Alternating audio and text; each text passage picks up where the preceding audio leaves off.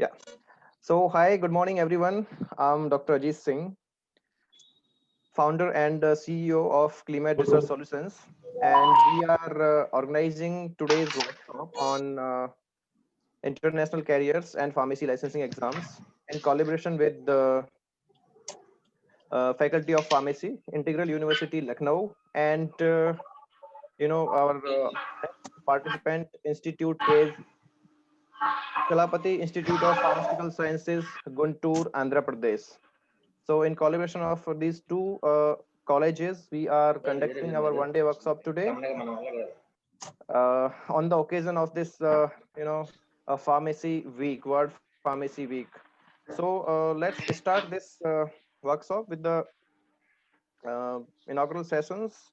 So, we have both the principals and both the sirs, head of pharmacy, Integral University, and Dr. Rao, sir, from Chalapati Institute. So, first of all, I'll invite Dr.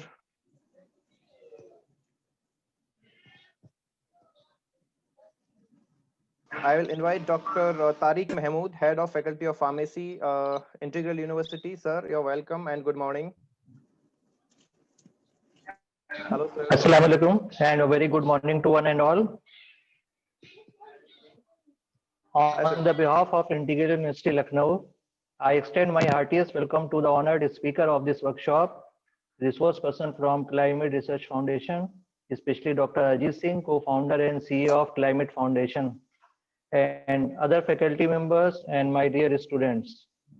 This workshop has been organized with the vision to enrich our students with the versatility of career opportunities offered by different countries across the world for pharmacy professionals.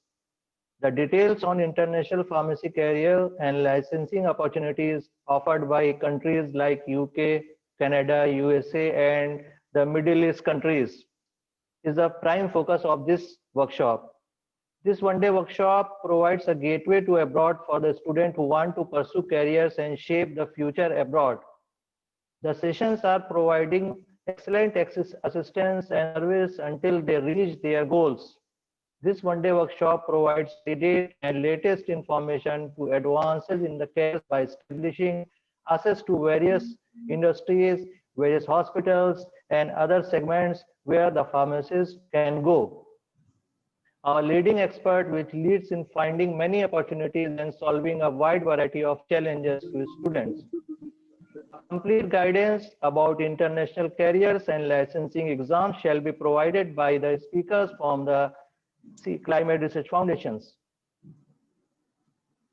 And especially, I am very thankful to Dr. Ajit Singh, co-founder and CEO, CliMed Research Solution, Dr. Tarun Rashid, Deputy Director, CliMed Research, Dr. Karthik Reddy Madali, Deputy Director, CliMed Careers, and many more, and the other resource persons from the CliMed Careers. And especially, I am very thankful on behalf of the Integral University and on behalf of the Faculty of Pharmacy and my personal behalf, I express my gratitude and thanks to Dr. Ajit Singh to organize this wonderful workshop, which will be very helpful to our students and other students to shape their careers and to get the knowledge about the licensing authorities and licensing exams of the different countries. So over to you, Dr. Ajit. Thank you very much. Thank you very much, sir. Thank you very much. So I would definitely, before going to our next college, I would love to thank our Dr. Saeed Misbahul Hassan, Dean, Faculty of Pharmacy, Lucknow, who is our patron for the day, and then Dr. Tariq Mahmood for the kind words. Sir is the head of Faculty of Pharmacy, Integral University, Lucknow. Then our Mr. Sohail Akhtar, he is the assistant professor and Faculty of Pharmacy, Integral University, who is the bridge between CliMed and Integral University in conducting this conference. So thank you all. Thank you very much. Now I will invite Rao sir. He is the principal of Chalapati Institute of Pharmaceutical Sciences. So Rao sir, you're welcome, and please speak few words. Yes. Very good morning. Good morning, sir. Hello. Yeah. Am I audible? Yes, sir, you are audible. Because my internet connection is not so good. No, you're I'm audible, sir. driving. And I would like to interact with you for 1 or 2 minutes. Unfortunately, I could not reach the institution in time. I'm outside the campus. Anyhow, on behalf of this Chalapati Institute of Pharmaceutical Sciences, which is an autonomous and which is almost 18 years old institution, which we have been imparting where B Pharmacy, PharmD, and M Pharmacy program. And I heartily welcome this CliMed Research Solutions of Gurgaon. And particularly, I cordially welcome the CEO or founder director of this CliMed, Dr. Probably I think Ajit Singh, and the all other speakers and the members and the directors and the professionals of this today's event. In fact, students join pharmacy courses with a very high hope that they have a bright future. But unfortunately, by the time they graduate, they feel that they do not have the opportunities as they expect in the first year. Particularly, this is true with the PharmD students. And though there are a number of opportunities, most of the students are not aware of the career opportunities or the opportunities which do take place the rest of the world except in India. In India, they do know that either through their friends or through the professionals or the officials. But unfortunately, in the rest of the world, what is happening and what are all the opportunities and what are all the future perspectives is not known completely. Because most of the agencies, the दो abroad agencies, they do दो come and they universities है do. ना मेरा Hello? Speech तो खा गया Can you है मुझे please तैयार किया can you अच्छा ये please बताओ, put off your इसमें mics? कई Can लोग you जूम please से put जुड़े off हुए your हैं, अपना mics? माइक ऑन Sir कर is लेते पॉज speaking. में बीच बीच में। हम लोग का ऑफर है क्या उसका? Can you please दूसरे put लिए off your mics? Sir is museum से ना, speaking. ये म्यूट है ना। हाँ, I request Hello. I request all of you, please switch off your mic, please. Yes, please. So may I continue? Yes, sir. Please continue. And And I because request, of these, sir, please 1 minute. I request all of you. I request all of you to switch off your mic, and I request all the students to log in from the YouTube link. It is better Better. to you to see the clear picture and audio from YouTube link.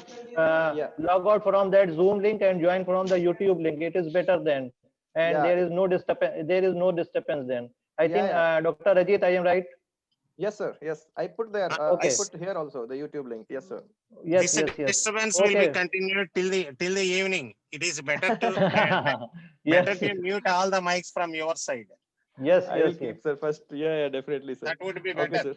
Or Okay, otherwise, sir, please. knowingly or unknowingly, Yeah, sometimes it happens. Okay, sir, please disturbance will be continue. continued till the end, and the program will not be continued in a successful what we expect. No, we will do it, sir. We will do it. Yes, please continue, Please sir. continue. Every year we do get abroad agencies. Almost 10 to 15 abroad agencies do visit our institution, and they do interact with the students. They say that the opportunities are enormous in the abroad, and they create some hype, what I feel. Right, sir. And actually, they too do not know what is happening in the rest of the world except in India. And we too do not know. We have not visited the actual situations. Right. Because of these reasons, I felt very happy when CliMed Research Solution interacted with me without any hesitation, and I felt very happy that that only one reason that they could able to have a clear picture of the abroad opportunities wherever it is in the rest of the India, and therefore I request each and every participant to do participate effectively, and also to communicate these things who remained absent, who could not able to register for this this opportunity for the CliMed professionals, and do interact and do educate all other students, and where about the opportunities and what are all the examinations and what are all the different set of the examinations which do happen in the rest of the world. And I once again request the CliMed Research Solutions. I think the examination system in Gulf countries also would be explained during this session. What I felt Yes, sir. Yes, sir. Yes, sir. that is also more required, because most of the some of the students are very much interested to move towards the Gulf countries, because what I felt is there the opportunities are good, and our course curriculum, particularly FAMD, the FAMD course curriculum, Indian course curriculum is more and more strengthened rather than any other country. What I felt that it is Right. 6 year duration course. The course is very effectively being made developed by the Pharmacy Council of India, but only the thing is implementation depends upon the individual institution.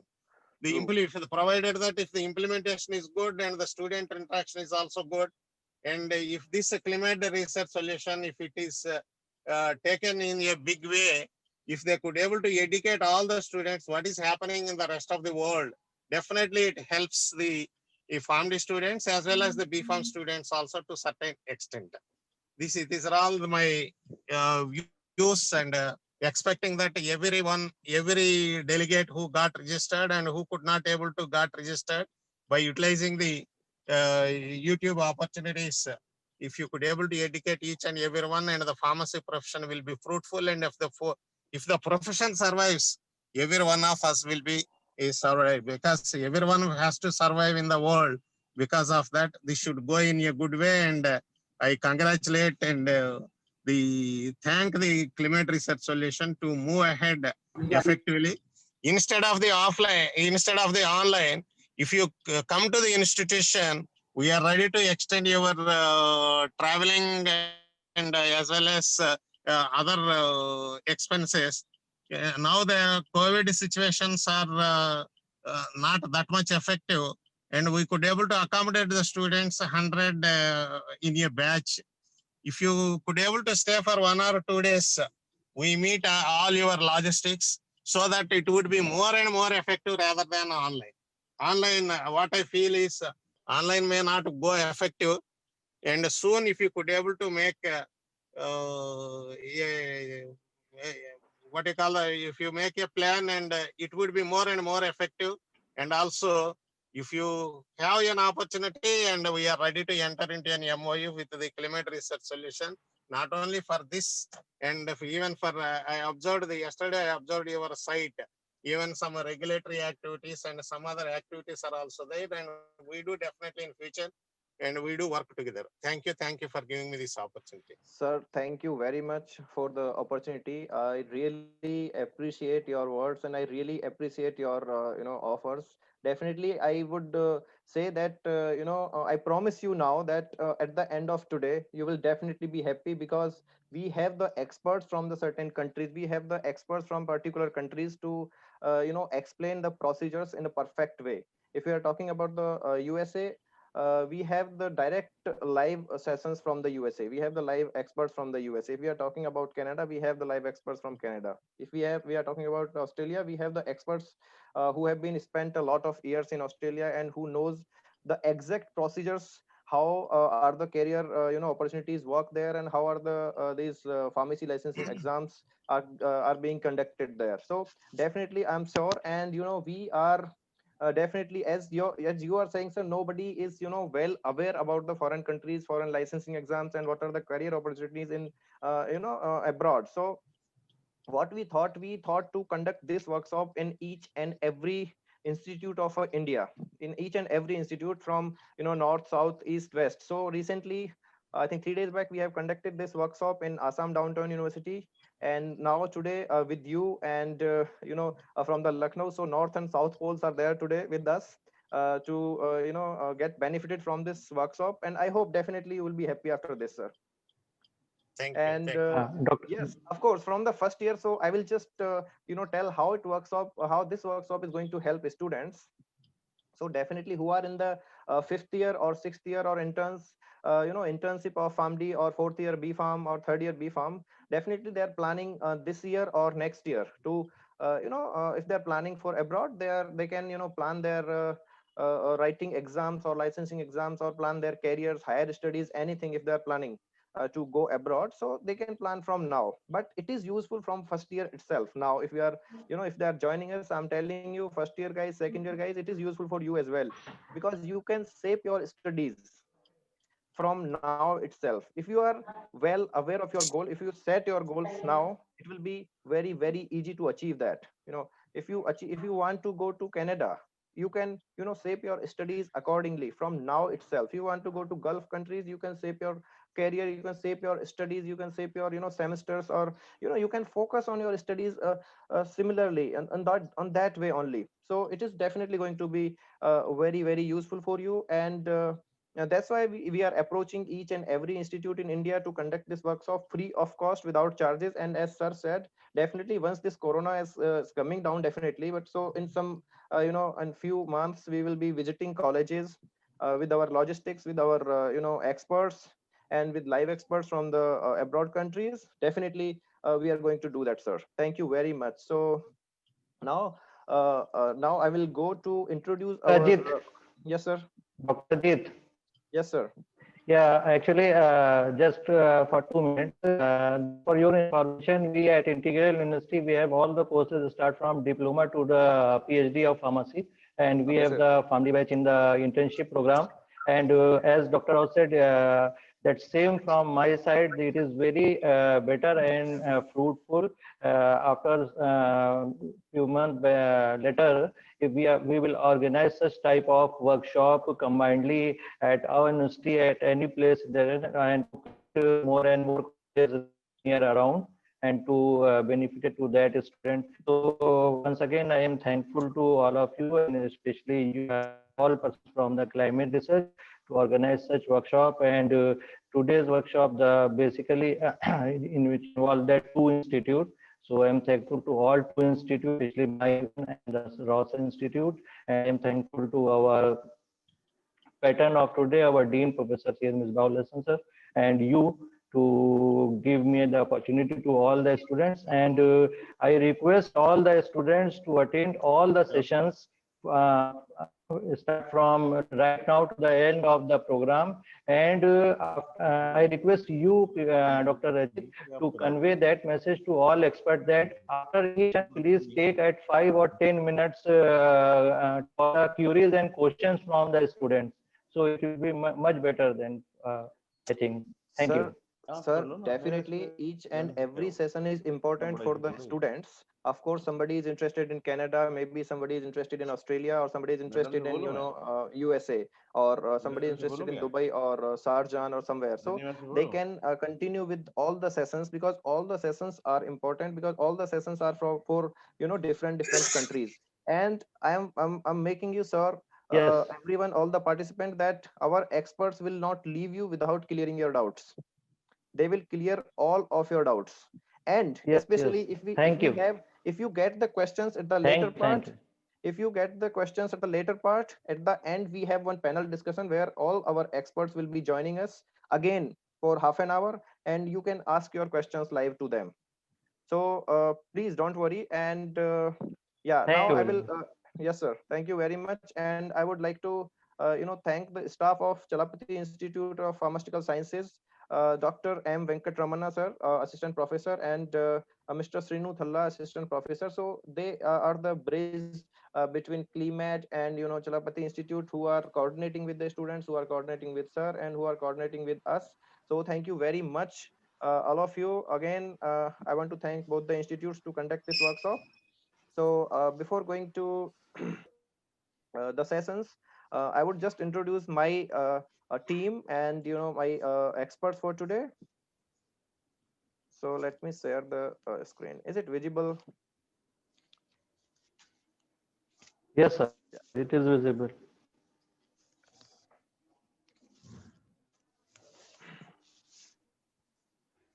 Yes.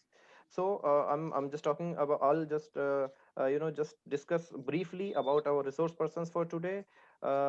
As I am here, I'm Dr. Ajit Singh.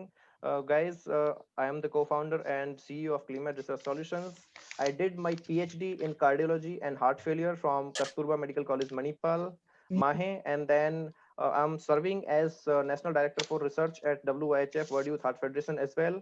I am continuing the Manipal Heart Failure Registry, the India's largest heart failure registry, as a principal investigator. So I want to grow the pharmacy practice uh, profession in India in every field, because this is very new course in India, and people are not much aware about this course. When students they pass out, they come out from the batches, they feel like what they did, maybe it will be useful or not. They're always in the suspense. So don't worry, guys. We are here to guide you. We are here to tell you what to do and where to go. We are here to shape your dreams. Don't worry. And then today, for today's session, we have Dr. Tarun Rase.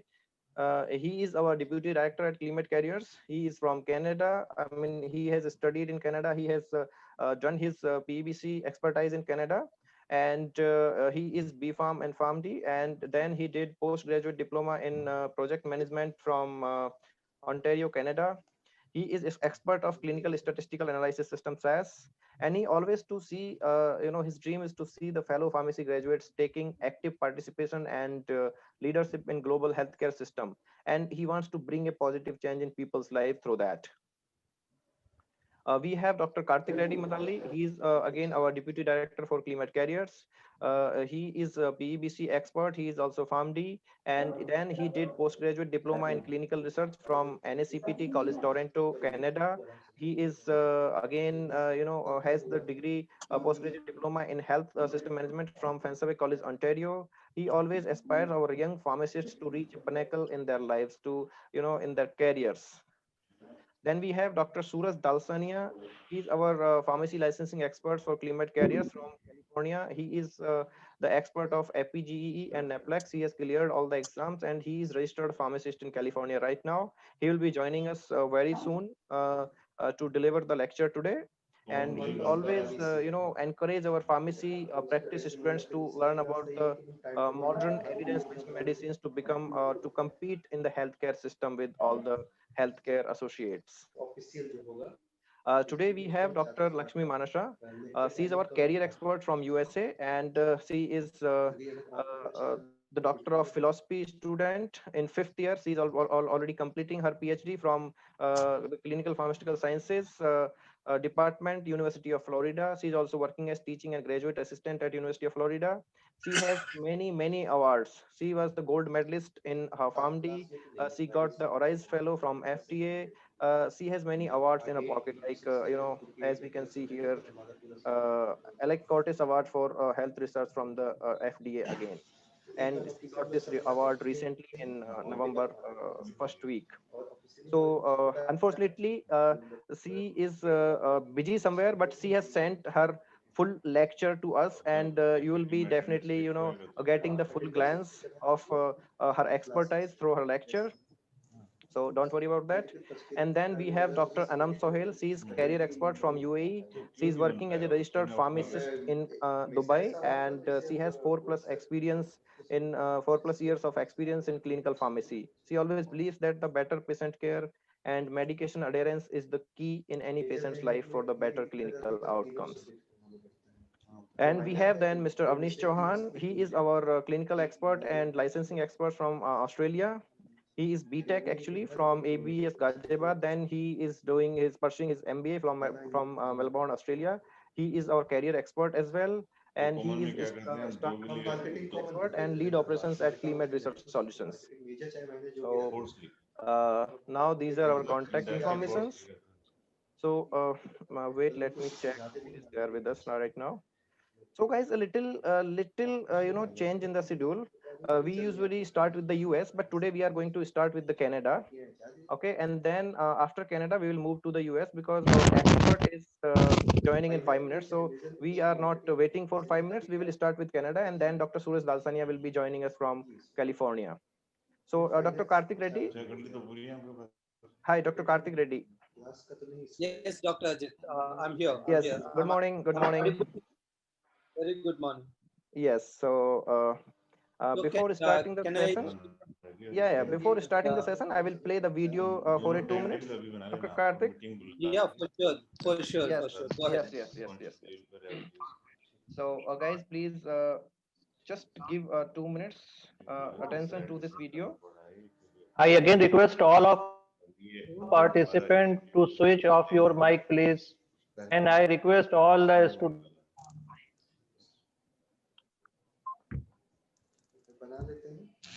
will be a smooth presentation of voice and picture is available. And there is no such type of disturbance for the expert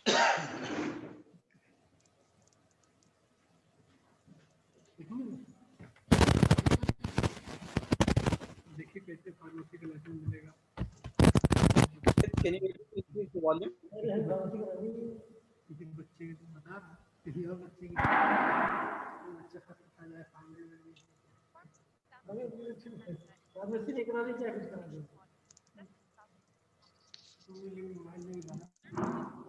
all.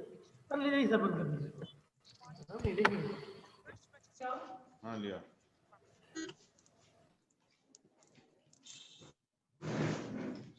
चाय आ गई चाय के बाद जाओ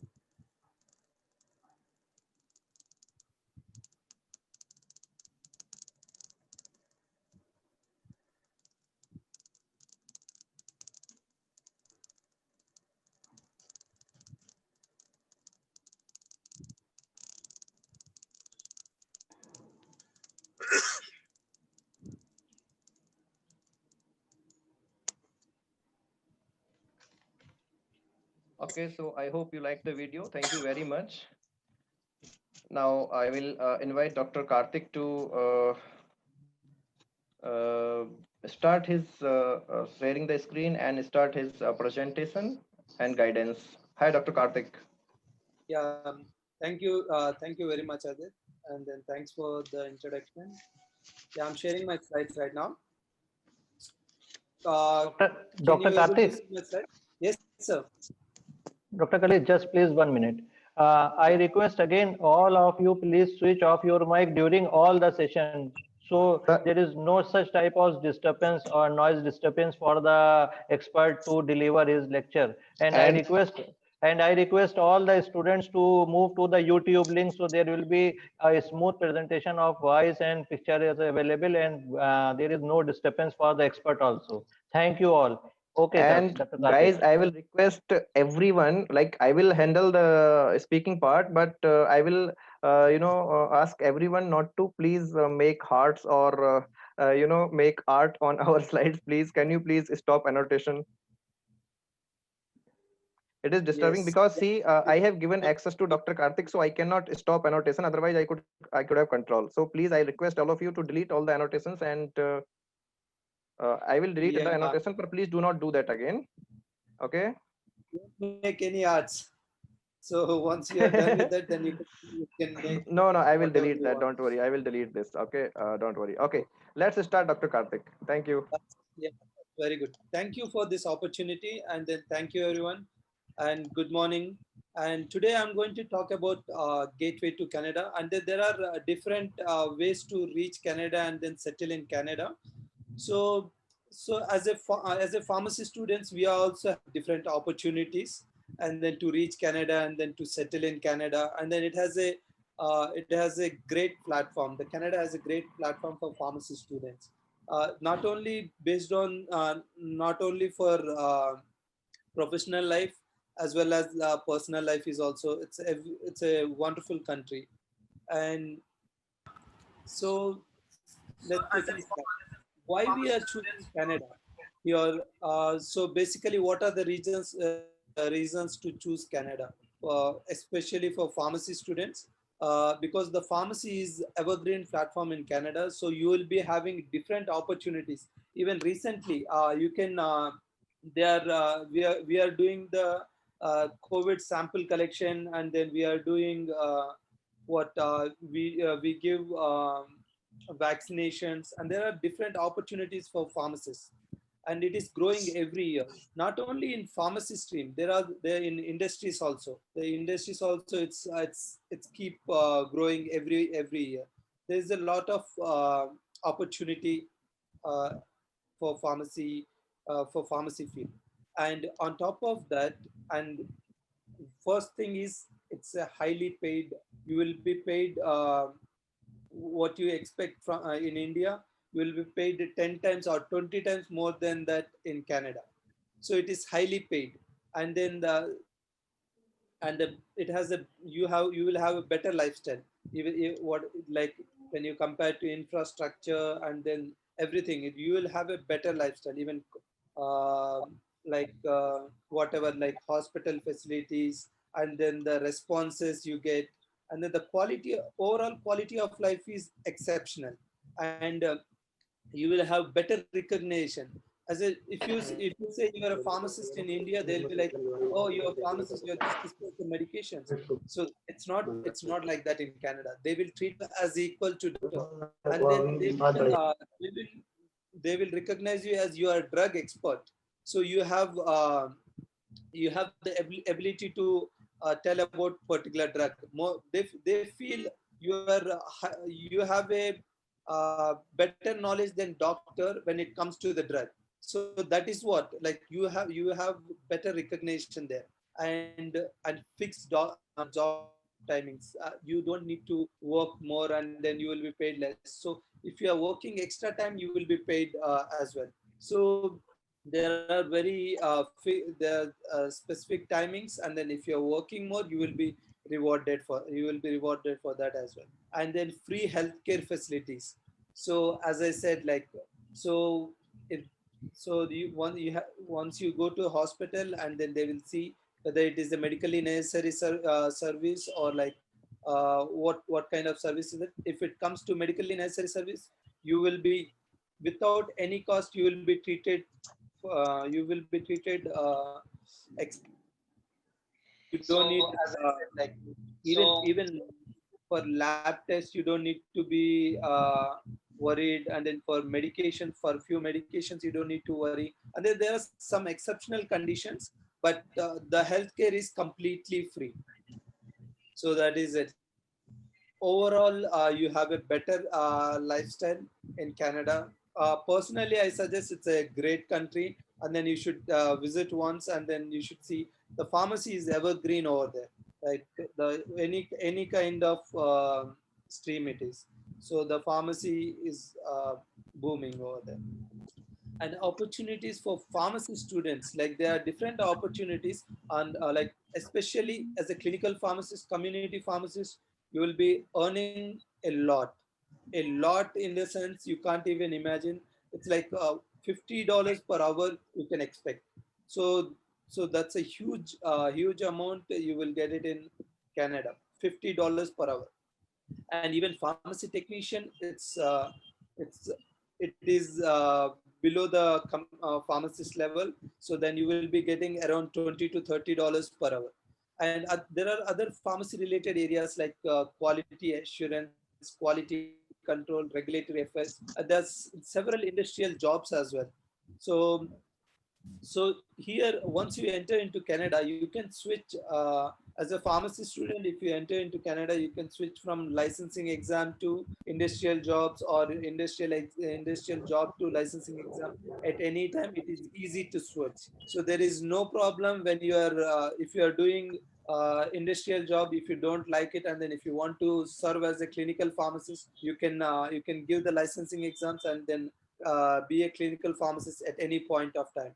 It's all up to you. And then if you are bored with the clinical pharmacist job, then you can apply for industrial jobs. So there is a great scope for pharmacy students. That is what I would like to say, right? So, and then we have different universities which are providing different pharmacy courses.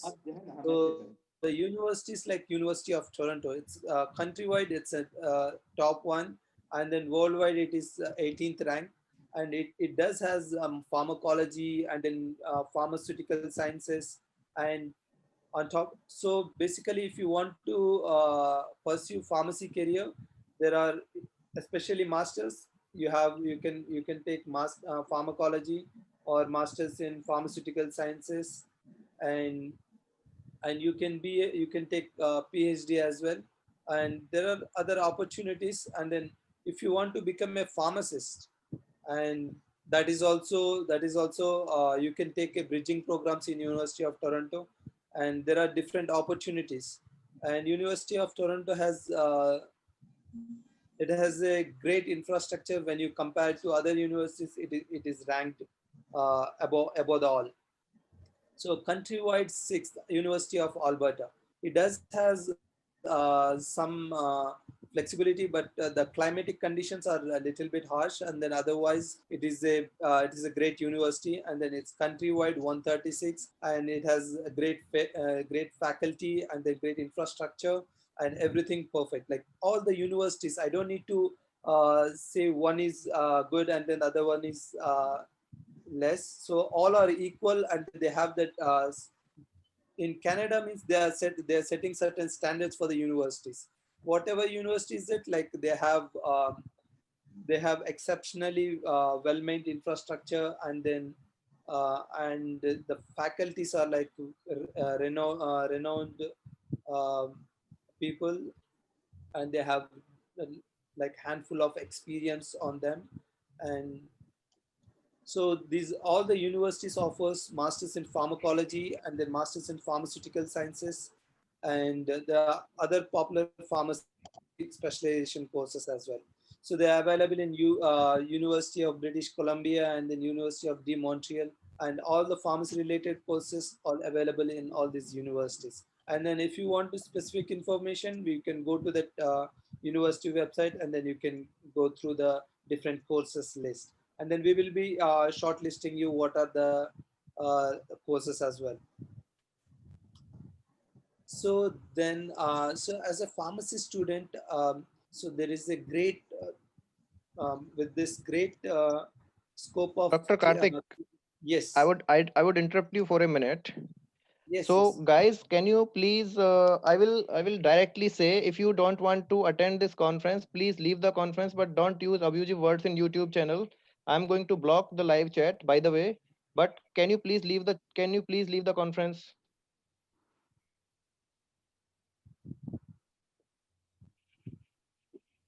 Don't use abusive words here in the YouTube channel link or YouTube live chat.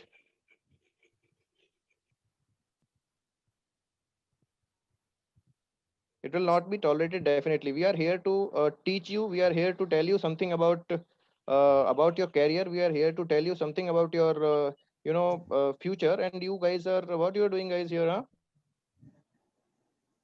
They don't know the value, it seems. If you don't know It's the okay. value, just leave. Okay, Dr. Karthik, you can continue, please. Yeah, the PBC exam is one which you need to go through to be a clinical pharmacist or a community pharmacist. So through this channel only you will be able to get your license. So to attempt this exam, there is a different steps you need to go through. First step is it has to be you have to enroll in Gateway, and the second step is NAPRA registration. And once you do this, then you will get your PEBC ID. With that PEBC ID, you can submit your documents for document evaluation. Once the document evaluation is done, you will be eligible for the evaluating exam. So after the evaluating exam, there will be a qualifying exam. Qualifying exam is like two parts. One is uh, one is theory exam. The other one is practical exam. So practical exam, it's like different stations. They will provide different stations. Like there will be a doctor station. Doctor will be asking some query to you, and then you will be answering the query. and then some nurse will come and ask you some query, and then you have to clear that query. And some patient will ask you, he will come, he will come with some small disease, and then he will ask you some questions.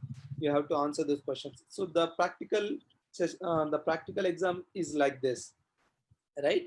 So it's a great opportunity for pharmacists, and then you can explore the clinical pharmacist job in Canada.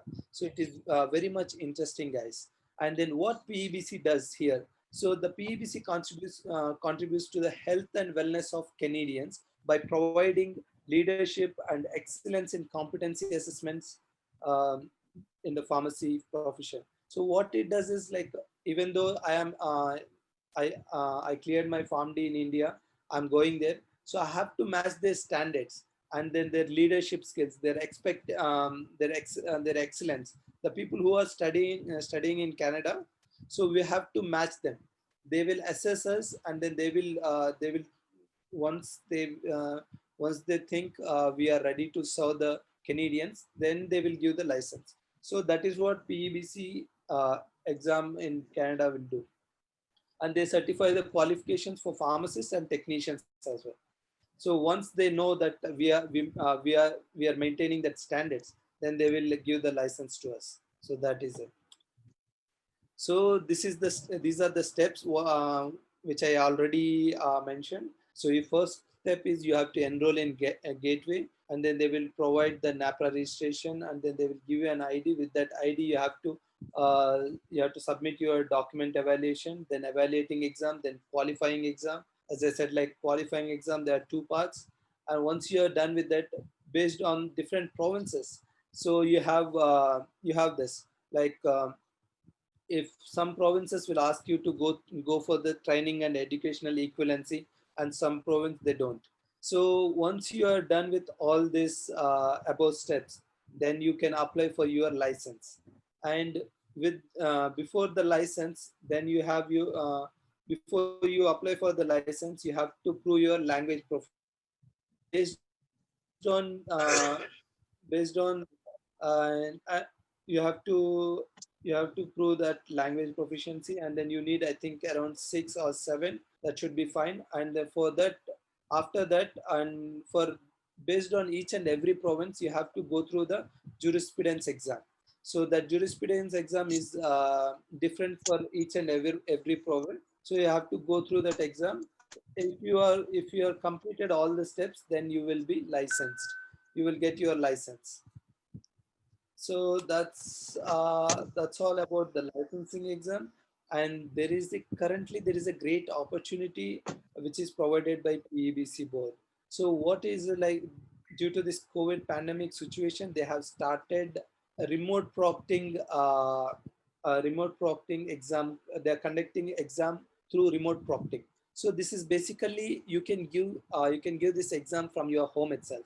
You don't need to go to the exam station and then give the exam. So you don't need to go through all this, and then you can sit at your home. But there are some exceptional conditions. We will be emphasizing on that, and then there is a lot of information is there in the PABC website as well. So but there is an opportunity to give to sit at your home and then give the exam. And then so they have, if you're not comfortable at your home, and then you can go to different examination centers in India as well, and then you can go to those centers and then give the exam in, for especially Hyderabad, Ahmedabad, Chennai, Bangalore, and Pune, and these all places they are conducting these exams. And so based on the availability, you can choose the center as well. And there is an opportunity to give the exam from your home as well. This is just they started during this pandemic situation, and then they might continue this, and it could happen anytime, right? So and then why we are like, why CliMed as helping hands?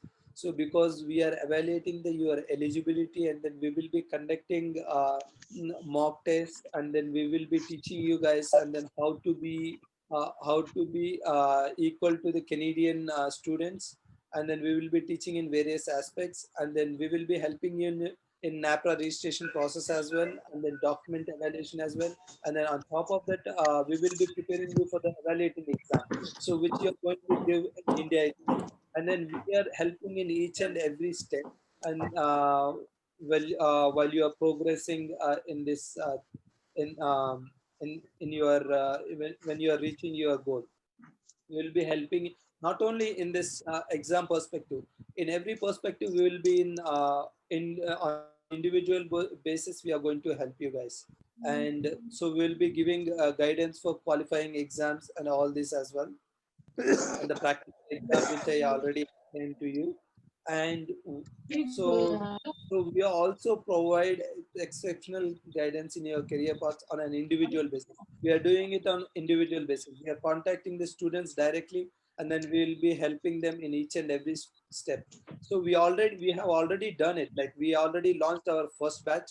So we will, if there are any questions to them, and they're going to call to us, and then if there are any changes in the documents, we are correcting them, and then we are explaining them what to do, and then how to how to how to finish how to reach their goal, and then how to submit their documents, and then if there is any problems are occurring, and then we are going to address them.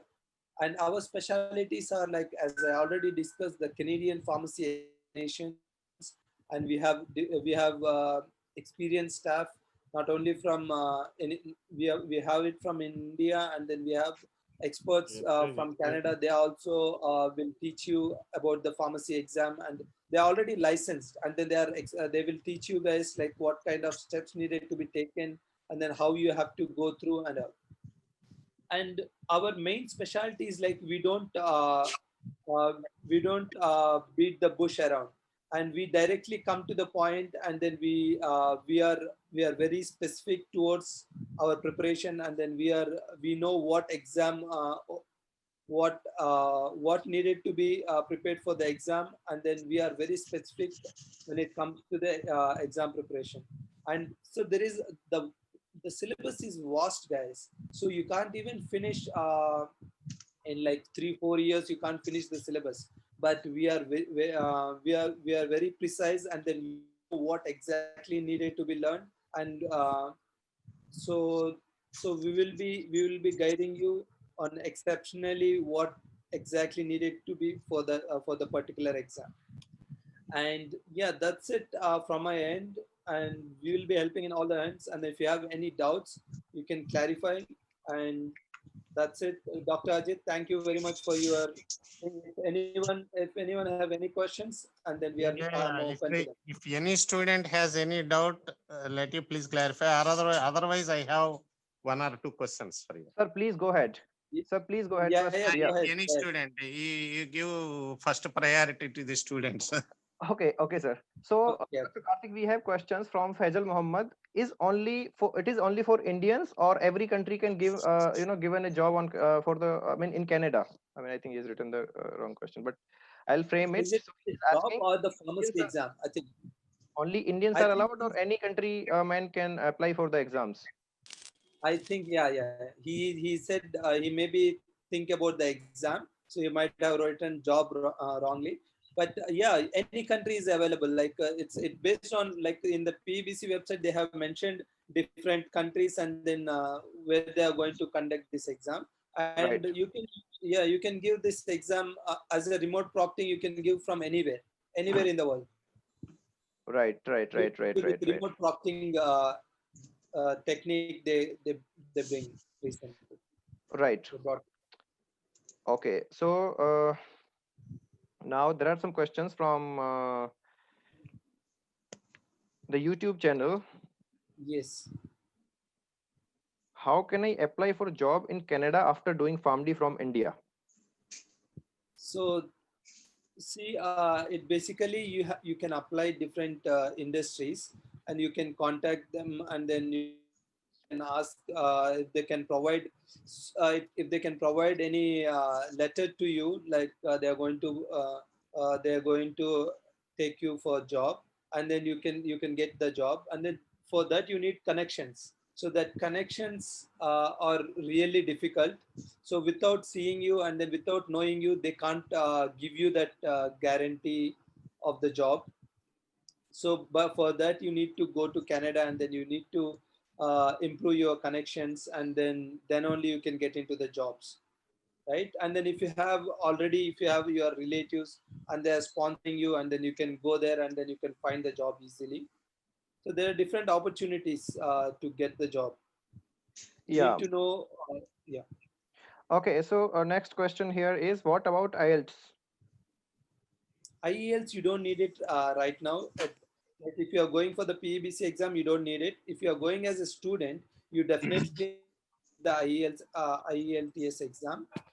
And so you need to have like at least 6 band to get a admission in college, and then to Yeah. So guys, for the PEBC licensing, as Dr. Karthik is describing, uh, once give the you exam. once you clear the document evaluation exam first step, and the MCQs, and even the practical exam, then only you need IELTS. Without that, if you are going to practice in Canada, in that case only you need IELTS. Otherwise, before that you need not Yeah.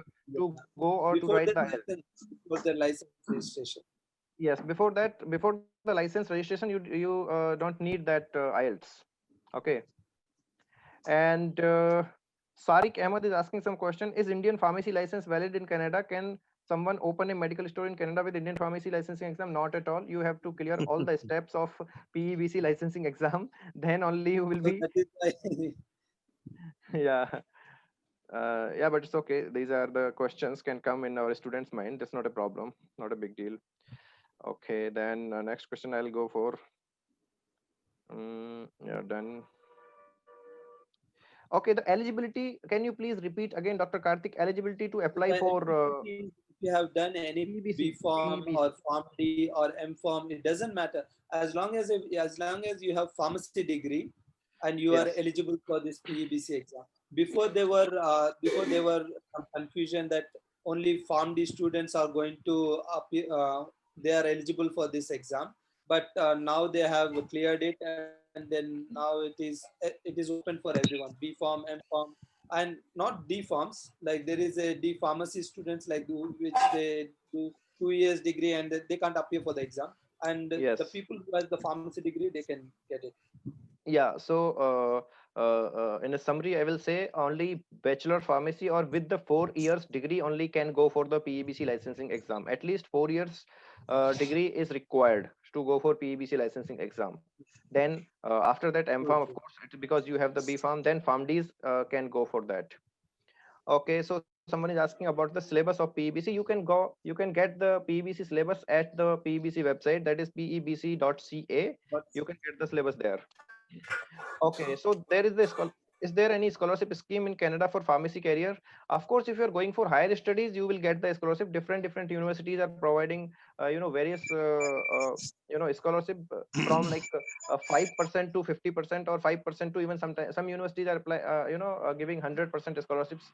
As per my knowledge, as University of Manitoba or University of British Columbia, they are giving lot of scholarships, and big amount of the scholarship. But you should have that crazy CV. You should have that crazy profile in your CV, and you should have that. yeah, it is individual basis. It is It is exceptional individual individual basis. basis. Yes, it is individual Yeah, basis. if you are having yeah. Yes. So Bala Bhavna is having some questions. He's raising hand. I mean, I'm not sure he is he. Bala Bhavna, can you please ask your question? She's raising hand to ask the question. Hi Morning, Bhavna. sir. Good morning, Good everyone. morning. Thank you for this opportunity, sir. Previously, I have gone through PEBC website, sir. I got Yes. my syllabus copy and the resources they mentioned on their website. I have a question, sir, whether we should follow the resources completely or focus on syllabus itself. Yeah, that is why we are playing a role. If you have seen the resources, they are like how big is it? Like how vast is it? There are different things They you are Hello. very have to big, go. sir. They are very big. Nellore Narayana Yeah, that is why you will find a small book over there with the resources. No, sir. No, So no, they are so, very big, so, we, and I can. so that So is why we are playing a role here. What exactly needed for the exam? We will be concising it we're precisely teaching you guys what exactly needed for the exam. Yes, And true. so we have gone through that exam, and then we know what exactly they are going to ask. And then even myself and then my friend Tarun has gone through this exam. And then there are Yeah. So, different Dr. Karthik, I think it is 70 pages syllabus itself, right, for the PEBC yes. evaluation That is exam, why only for all evaluation. took, Yeah. Yeah, sir. only for the syllabus. Yeah, only for the syllabus. It is like 70 pages. So that is why we are going to precisely teach you about how what you can expect from this exam, what they are expecting from you, and so you have to know what are the standards. Then you can answer the questions very easily. Yeah, true. Sir, So but and then sorry. sir, I started to create prepare my notes for that exam by seeing the syllabus copy.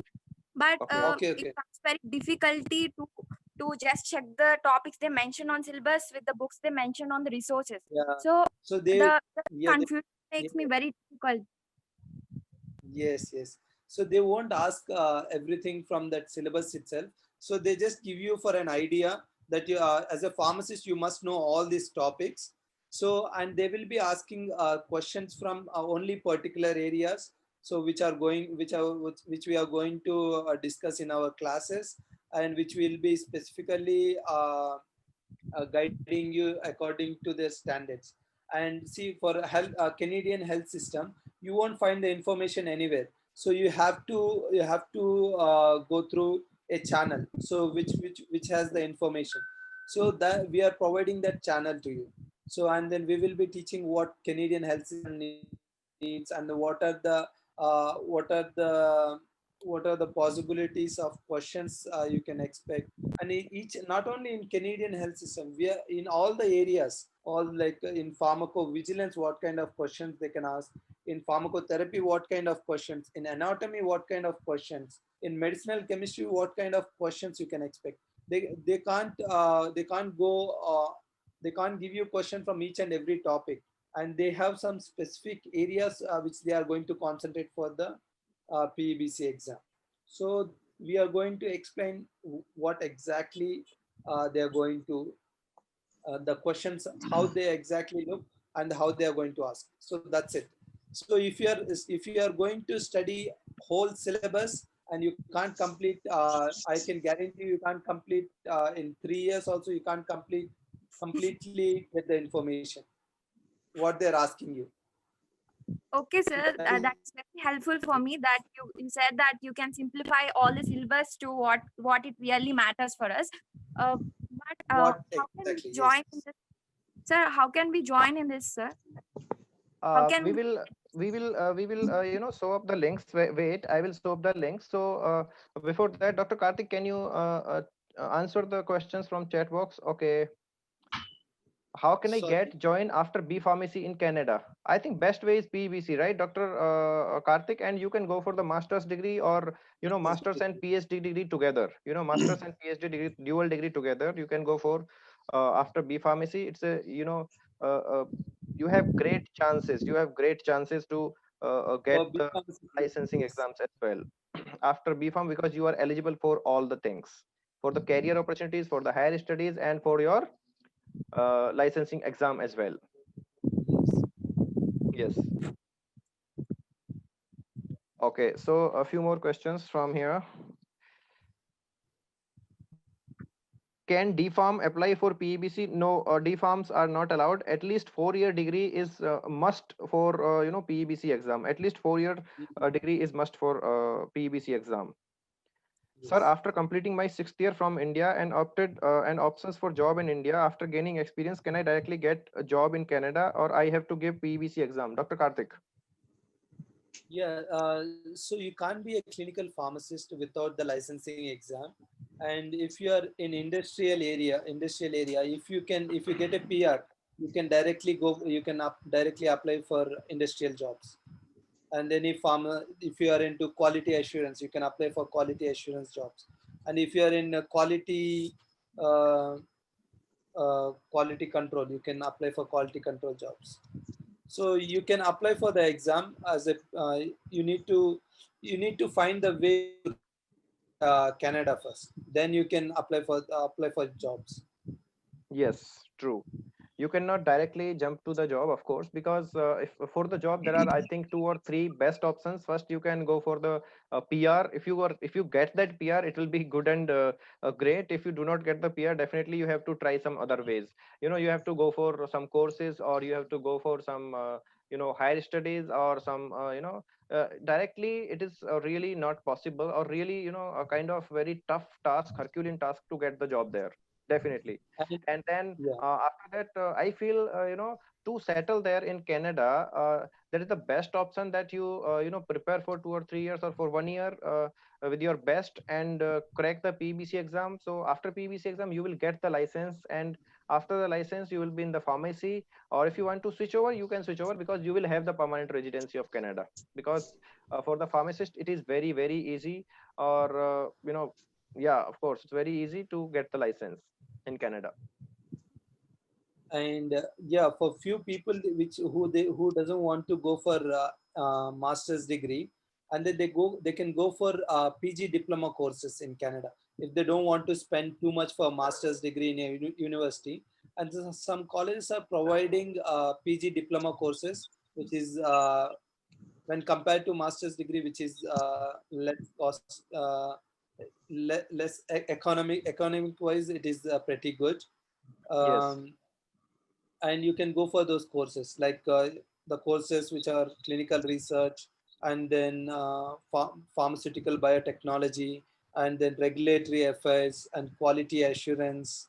So there are different courses you can go to the particular college and then find out what are the courses they are providing. Yeah. And guys, about the DHA, MOH, and hard, I am going to talk after the USA talk. So don't worry. Muhammad Hasim and Saud Riaz and Samir, I will be going to talk on DHA, HAD. Full glance we will give how to go for that, and how to, what is the procedure, complete procedure for the licensing exams, and what is the syllabus and all. We will be talking about that also. Okay, so question here is, I think, very interesting question. We should take it. Sir, I heard the PBC exam are tough. How can we crack that exam? Because they will ask questions according to their own country and the drugs they use. Can you please discuss on this topic? So, Dr. Karthik, what are your Yes, and then we views? have different softwares which we already provided to our students, and which is called compendium of therapeutic choices, which the drugs which are which Canadians are using. And we have very specific um, we have all the information about what Canada, what they are going to ask, and what kind of questions you can expect, and what are the drugs which is used in Canada. So everything we have a book, we already, like, we have apps as well we are providing to our students. So that is called a compendium of therapeutic choices. So it has all the information about Canadian what kind of diseases are more popular in Canada, and then what are the drugs, and everything is there in that app. So we in like that we have different options as well. So as Ajit only introduced that app to India. Yeah, Ajit, definitely. you So can invite I'll something. just give you a little glance on that, people are asking about the toughness of the exam, how tough it is. Yes, of course, they will ask you the questions related to their own country, related to the Canadian regulatory and their federal regulations. But we have, as we are preparing the students for that, you will get the specific 1 month for the regulatory affairs, or regulatory federal regulations of the specific countries related to the exams. So I will just show you that thing. I'll just for a moment I will share. So before that, one more comment. Can you please take Dr. Karthik from the chat box? Chat box, yes, yes, I will. Yes, yes. So M-Pharm in Canada, which subject is best for specialization? So I would say pharmacology is very good, and then pharmaceutical sciences, and these are like they are exceptionally well. People who are into pharmacology and then pharmacovigilance, they are pharmacovigilance also they also do. So they are doing very good, pretty good, and they're finding jobs as soon as they complete in different careers in the teaching field and different. Yes. So how can I get join after BPharm in Canada? Okay, So so someone is asking whether M-Pharm or PBC is good for after B pharmacy. So I will suggest, guys, if you are interested in PBC, if you really want to settle for a permanent, in Canada, if you really want to pursue your career and your future in Canada, then I will suggest, then if you are really interested in licensing exam as well. So better you go for PBC, better you go for PBC because you are eligible after B Farm directly. You can join the PEBC, you can clear the PEBC exam because you are eligible now.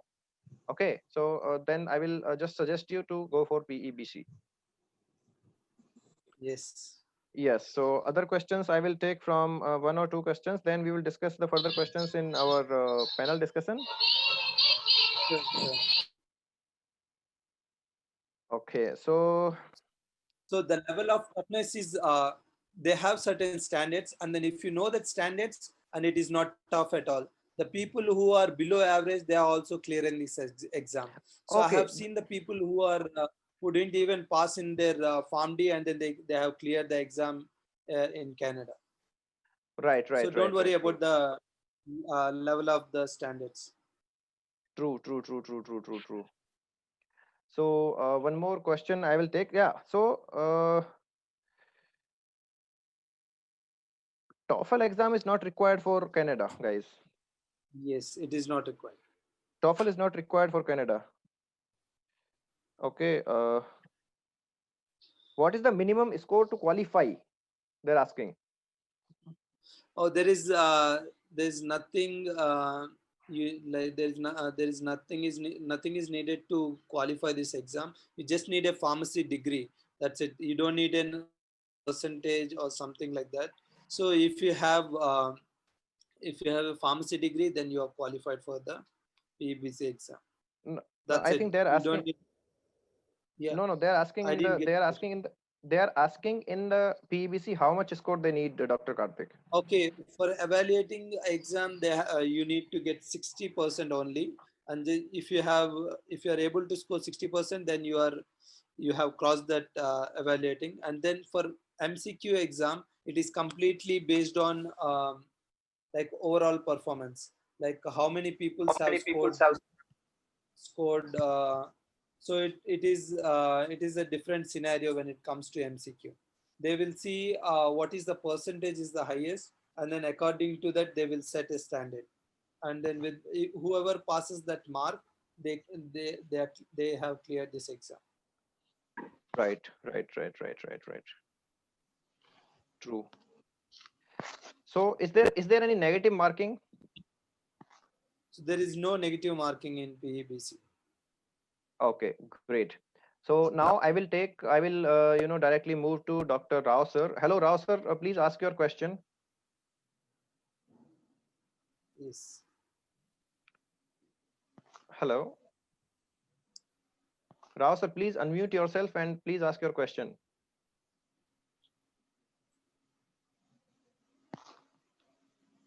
If someone else wants to ask the question, please ask. Hello. I think Rao sir is not. I think. Hello. Morning, sir. Sir, I'm sir is disconnected, I think. He will join you, okay. sir. We'll continue, sir. Okay. Okay. Okay. No worries. No worries. So we will talk. They are asking about the exam fees, Dr. Karthik. What is the exam fees? So for evaluating exam, it's everything is mentioned in pabc.ca website, and then I'll just give you a brief idea about it. Like the document evaluation is around $800, and then for evaluating exam is also around $800. And once you are done with that, so overall it will come to you around $5,000 to $6,000 Okay. altogether. I think 4,000. Sorry, $3,000 to $4,000. Yes. Yes. Yes. Yes. Yes. Yes. Okay. So one more question I will take, and then we'll move to USA. You will get the PEBC syllabus at pebc.ca. Yes. Yes, and So just everyone go through pebc.ca website, and then you will find like ample there's like n number of information there, and then go precisely what you want, and then you can find it in pebc.ca. yeah, definitely. You will find it. Yeah, so guys, I will just as you are asking about the costs and all, I will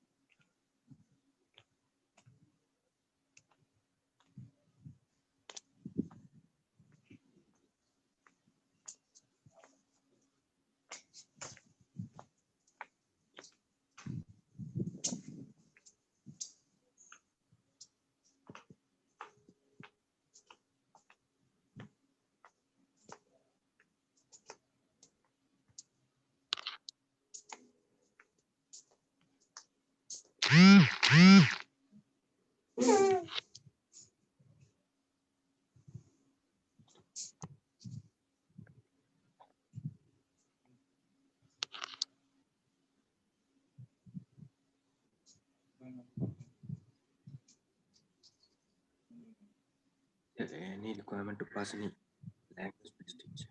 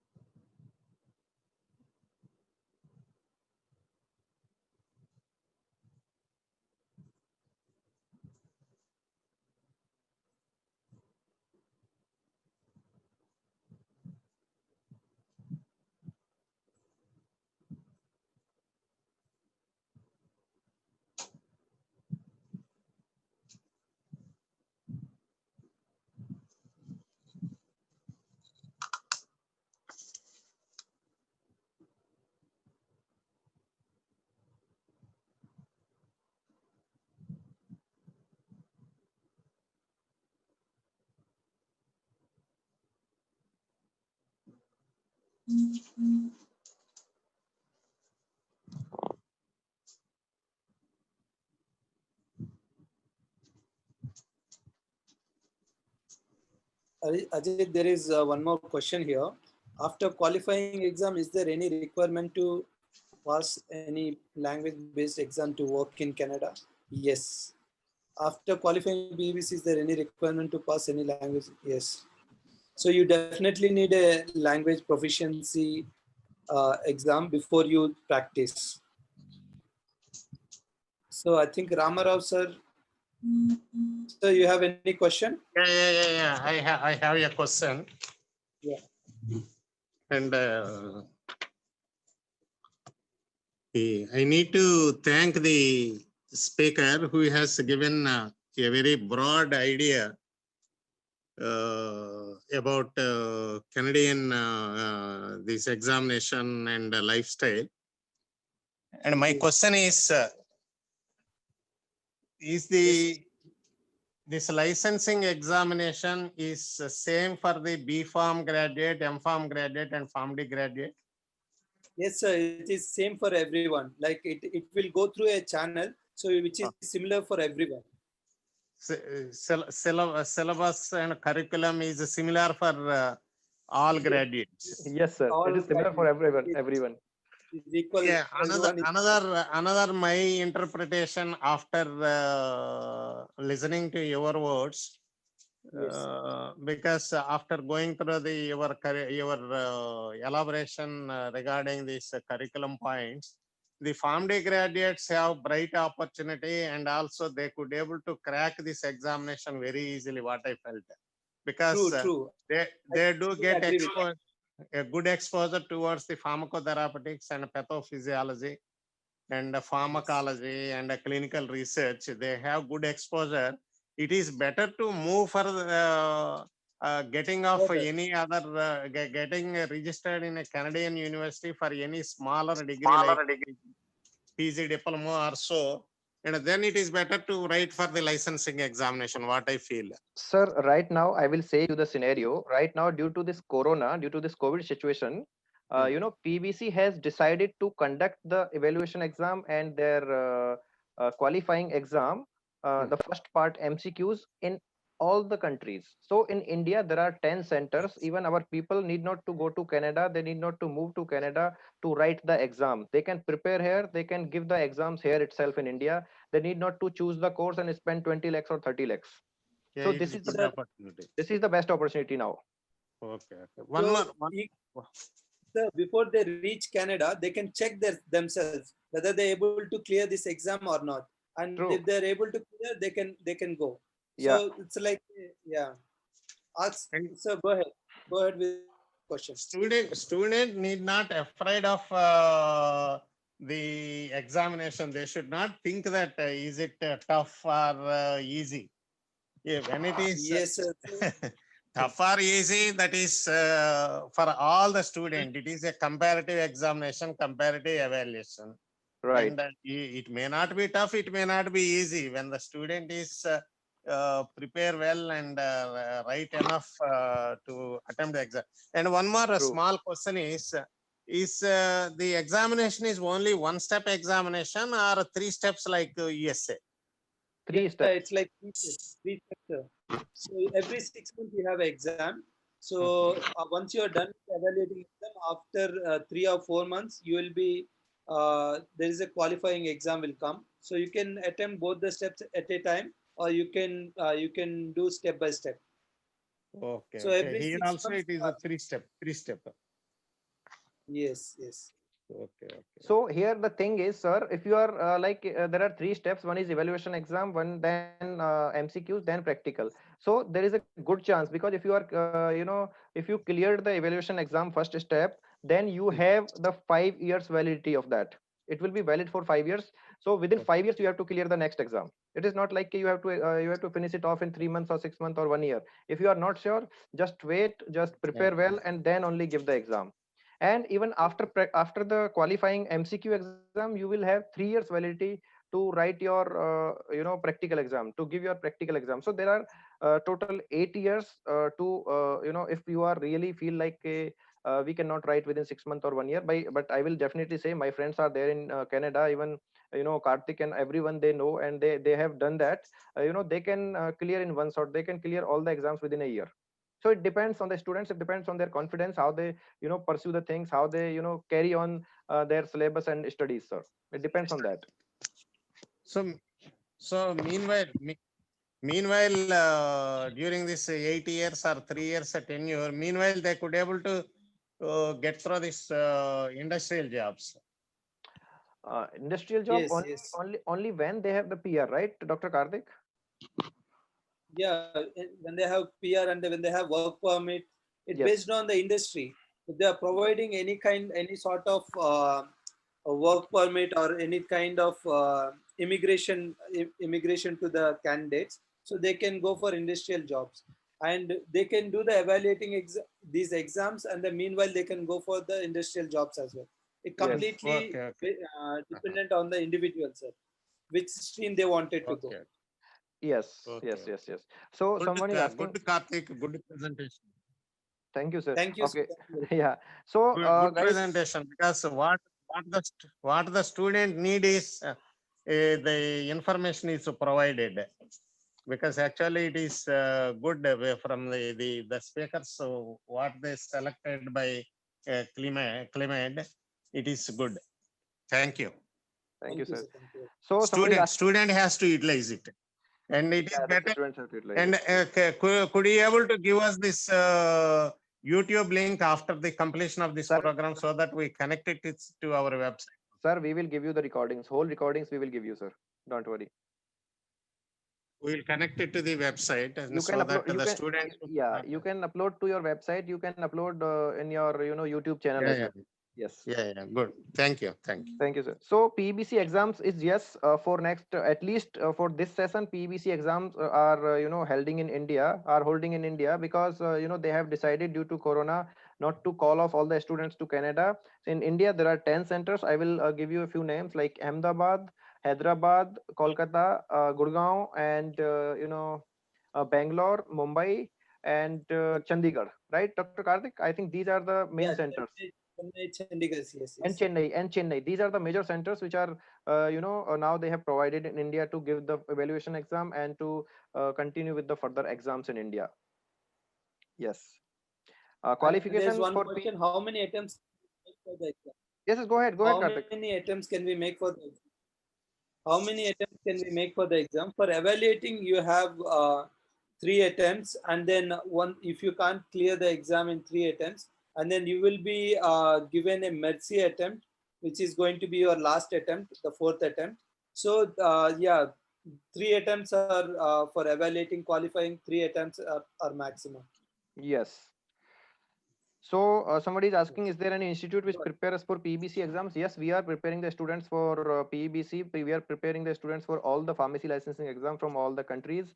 And our 2 batches are going to end this month only for PBC. We have started those in August and we are ending now. And out of those, 50% of the students are writing in January, the PBC exam from India itself. So yeah, people are writing this exam in January in India. Yes. PBC.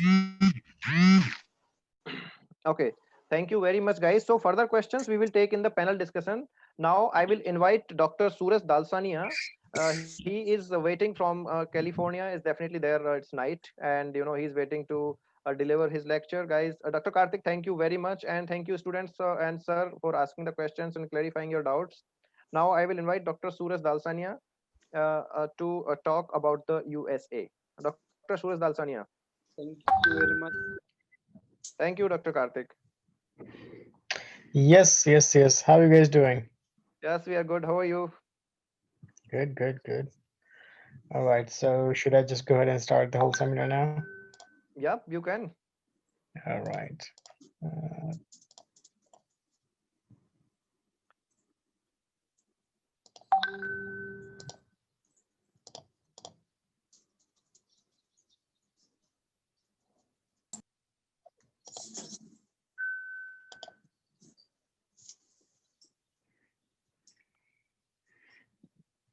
All right, you guys can see the screen? Yes, we can. Yeah, it's visible, doctor. All right.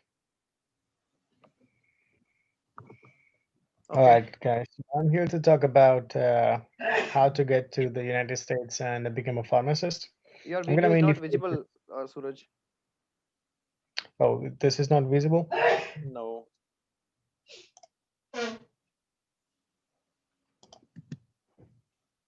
Is it now?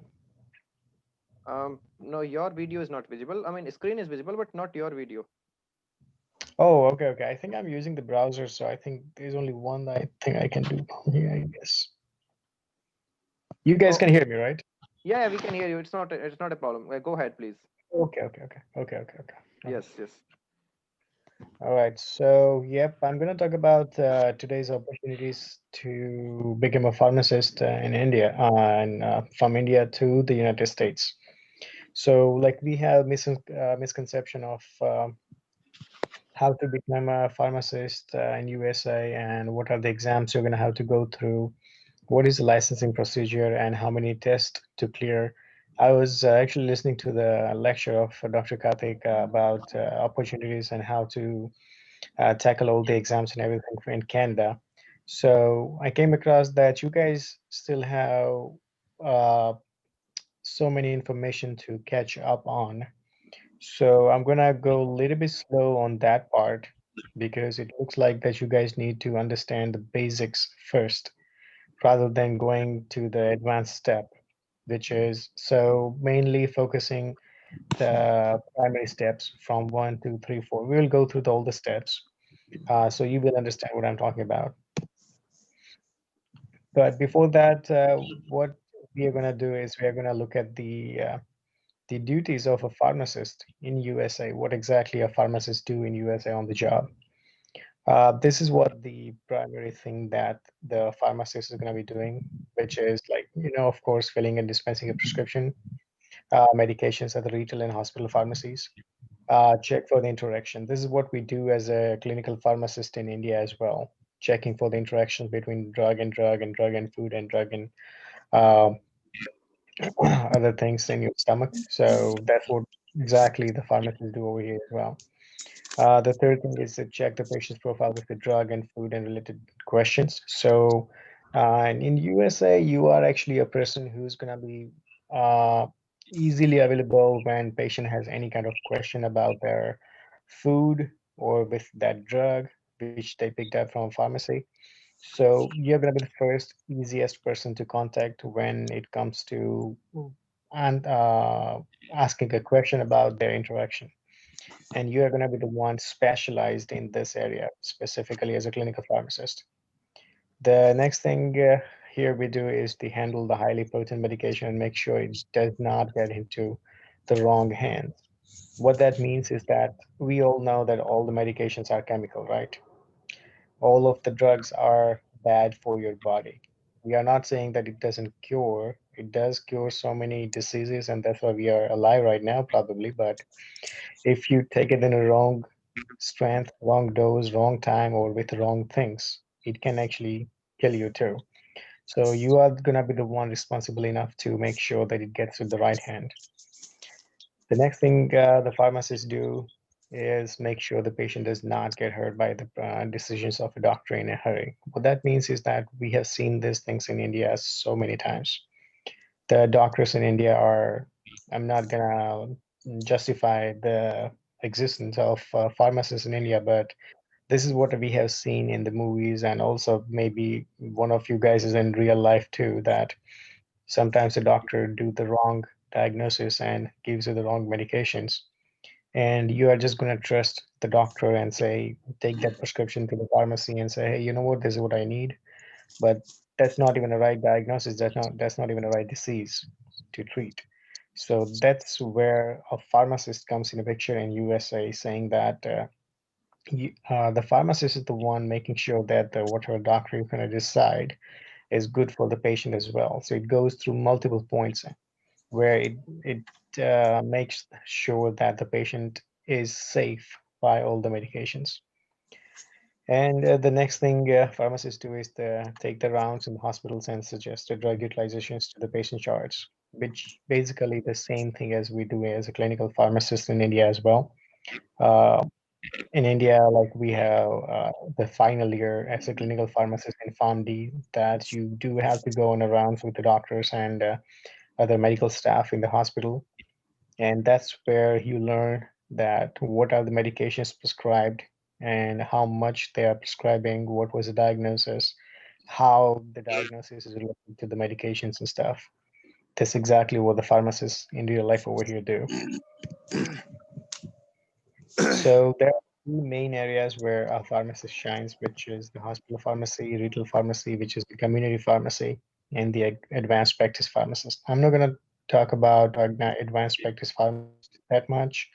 But just to let you know, guys, that in order to get the advanced practice pharmacist degree, you do have to become a pharmacist first in the USA.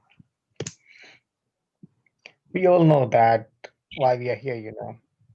We want to know how much a pharmacist make and what are the job opportunities, how much you're going to be earning after you get your pharmacist license and stuff. So it actually depends on where you work, which means that if you work in some different state in the USA, you do get a different salary than the other state. Also, the same time, if you work in retail pharmacy, you get paid something different. If you work in hospital, you get paid something different, and there's a pharmacy technician job as well. Let's take an example. So you decided to settle down in the state of Texas since your relatives are there and you thought it would be easier.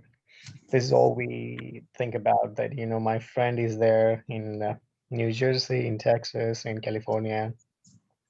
My uncle is there, my sister is there, my brother is there. And these all the things, like, it does make a difference when you decide to come to USA to become a pharmacist.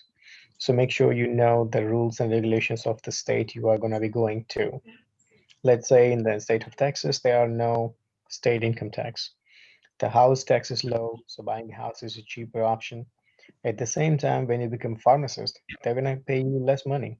On the other hand, the state where I live in California, there is a very high income tax. The quality of living is very high as well, and you do get paid more by an hour. Of course, you guys would be still interested, otherwise you wouldn't be here, huh? So the next will be let's find out how to get there, which we will go over to the education side of the journey. What I mean by that is I'm not going to talk about like what's your status right now, how you gonna, you know, finance yourself to get to the USA, what are the options you're going to be thinking of, and where you're going to get the money from. And if all those options will become the secondary thing when you actually decide to go to USA. And this is the basic fundamental of the whole journey to become a pharmacist in USA. First, you're going to get the evaluation done of your own documents from India. So your pharmacy degree, your license, your transcripts, and all those things you're going to get evaluated by the entity over here in USA, which is called NABP. I'll talk about it a little bit more in the later slides. NABP stands for National Associations of Boards of Pharmacy. The second part will be to get the FPGEC certification. What that means is that when you are a pharmacist in India, you consider as a foreign pharmacy graduate. So you do have to go through the exam. So this is going to be your second exam, which is called FPGEE. Nowadays, the rules are changed, so you do have to take the TOEFL as well before you appear for FPGE. So after you clear those two exams, you get a certificate. It's called FPGEC, and that's where you decide to go to which state you want to go, basically. Let's say somebody wants to go to Texas, they can do it right now. Somebody wants to move to a different city, they can do it right now. Because once you pass through the second step, your journey becomes a little bit more concentrated where you are, or where you wanna get your license. And the third step will be to get the hours done, the internship hours, and then you can appear for NAPLAX and MPJE or CPJE for California. So these are the basic steps to go through. Evaluation of your degree, registration, transcripts, and proof of degree with ECE. It's called Educational Credentials Evaluation. There's one of the like a private organization which evaluates your degree, and it's going to be under NABP. And the NABP is the one who's going to decide that if you are eligible to go forward from here or not. And so after you get the eligibility from NABP, you will get something called the ATT, which is the authorization to test. And then you can take TOEFL, FPG, and then you pass both the test. And now you're going to decide your state and you are going to finish your internship hours. Now, I get this question all the time, that is the hours from India as an internship? Is it valid? No, it is not valid. So whenever you think that I did my internship as a PharmD course in India for 1 year, no, those hours are not valid in USA. So you do have to go through those hours again. Then you get your eligibility for an APLEX and MPJ or CPJ, and then you pass both of them, and then you become a pharmacist. So I'm gonna talk about a little bit for a little bit. So about the other options to become a pharmacist as a foreign pharmacy graduate. So there are basically so many options. You can't imagine that this is the only thing you can do. There are so many students from India who come here and do many kinds of jobs. They they go out, they find the job themselves, and then they decide what to do next. Even if they were a pharmacist in India, doesn't matter. The first option I would like to do is start from the scratch. What that basically means is that you're going to be starting over all over again as a pharmacy student when you come to USA. This happens when NABP eligibility says that you are not eligible to appear for the FPG and TOEFL exams. That's when you're going to be deciding the options number this one and the second next option. You do have to keep this in mind that finding the university, getting the admission, those are very important thing because it depends on your fees. The fees in the universities over here is like way too much, like $20,000 to $60,000 a year. The second option is the post bachelorate, which basically the same thing as we do in India, that do the B Pharm first and then go for a PharmD course for 3 years, and then you become the same eligible pharmacy graduate over here, and then you go through the exams. That's what I did. The third option, I'm gonna talk about a little bit about the student visa because uh, it is expensive that you wanna go to a totally different country to become a pharmacist, and you find out that hey, you know what? They don't let you even appear for the exam if you don't have a status. And in order to get the status to stay in the US, you do have to go and get the student visa.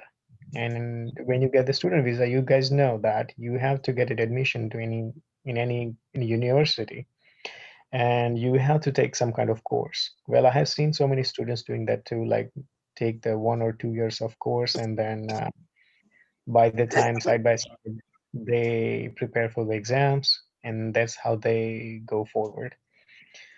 Now, this option is a little bit expensive. So again, I would say do your research first, that where you want to go and how you're going to get admission to which university, what's the fees over there, what are the restrictions, how much you're going to be working side by side. The next option, option would be the PhD. So you can actually do PhD after even MPharm in India, and even PharmD. After PharmD, you can do the PhD over here. I think one of the alumni from my university did that from Manipal University. And this takes a long time, but this actually gives you the, I would say, like a safety of not becoming a pharmacist if you cannot after 5 years. So basically, you can get, a good job on the base of your PhD as well. But it is a long thing to do, of course. But some people like it. And the last option I want to discuss is the work while you study. So I always say in all my lectures that try to find a job before even you think about going to any other country, not even US, like any other countries, doesn't matter. Because here, like in India, we have a mentality of asking money to our parents. They are gonna pay our fees, they pay for our tuition, they pay for our food, they pay for our rent, room, bike, computer, everything. But when you go to a different country, it's gonna be on you. You're gonna be the one, earning the money side by side, doing the job, and then you're gonna be studying. So before even you think about anything else, try to prepare, try to sit down in a room, and then think about the whole situation, that how you're going to be doing it before even you start thinking about going to somewhere else. Because exposure to the real world is as important as pursuing the PharmD or becoming a pharmacist in US or any other country. It doesn't matter. Because like when you become a pharmacist, you do go. వేరే వాళ్ళు లేరా ఈడే చేద్దాం లేదు అక్కడ ఎంతమంది ఉంటారు చాలా Is this okay? All right, so it's too many steps. Of course, yes, but that's why we're here for you to, make it easier, not the shorter way. And that's why Dr. Ajit, Dr. Karthik, Dr. Tarun, and me are here. If you guys have any other questions, you can always ask us later, ask us right now. And these are the things we are going to be helping you guys with: the guidance to achieve your goal, the full guidance to support you getting admission in a college and course of your choice, evaluating your eligibility for exams, because this is one of the very important thing to make sure that you are eligible for the PharmD over here, because not many students know, but not all the degrees of a pharmacist in India are valid in USA. So if you just did the B Pharm, it's not going to be valid. If you just did the M Pharm, it's not going to be valid. But if you did the M Pharm in clinical practice, it might be valid. If you did the PharmD, yes, it is valid. It is valid. So these kind of things we are going to be help you with, because it's a very, very vivid thing to know that my degree is this, I'm in the second year, I'm in the first year in college, what should I do? Well, if you're in the first year of college, focus on your college first right now. You won't be able to eligible to go to US anywhere before even you get your degree over there. So you don't have to worry about it right now. So prepare your licensing exams, and preparing for your licensing exams and specific exam oriented training. That's what we're going to be doing at the CliMed over here. So guys, this is the contact information for us at the CliMed. Dr. Ajit Singh, Dr. Tanraj, and Dr. Karthik, and myself. You can call Dr. Ajit to any question if you have for me. And all right, you guys have any question? Yes, Dr. Suraj. We will take the questions from a live chat and from the here also, like Zoom meeting also. So, guys, do you have any questions to Dr. Suraj? After BPharm, what will be the better in USA? After BPharm? After BPharm, there you basically are nothing in USA. You can't do anything. You can just become a pharmacy technician, but that's not what you are coming here for. So I would say do your research, and your BPharm is not eligible here, so you can't become a pharmacist with just a BPharm.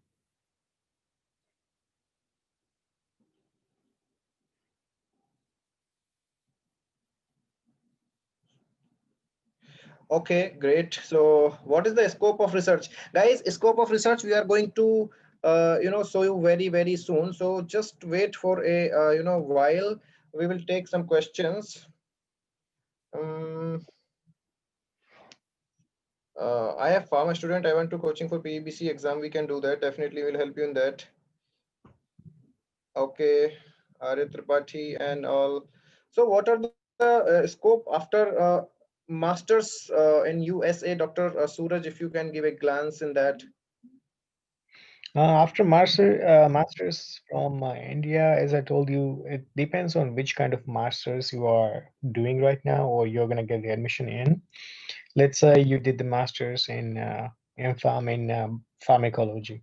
Then there are other options. You cannot become a pharmacist, but you actually can become a person who works in the pharmaceutical company in USA on Right. the research and development department or QA somewhere.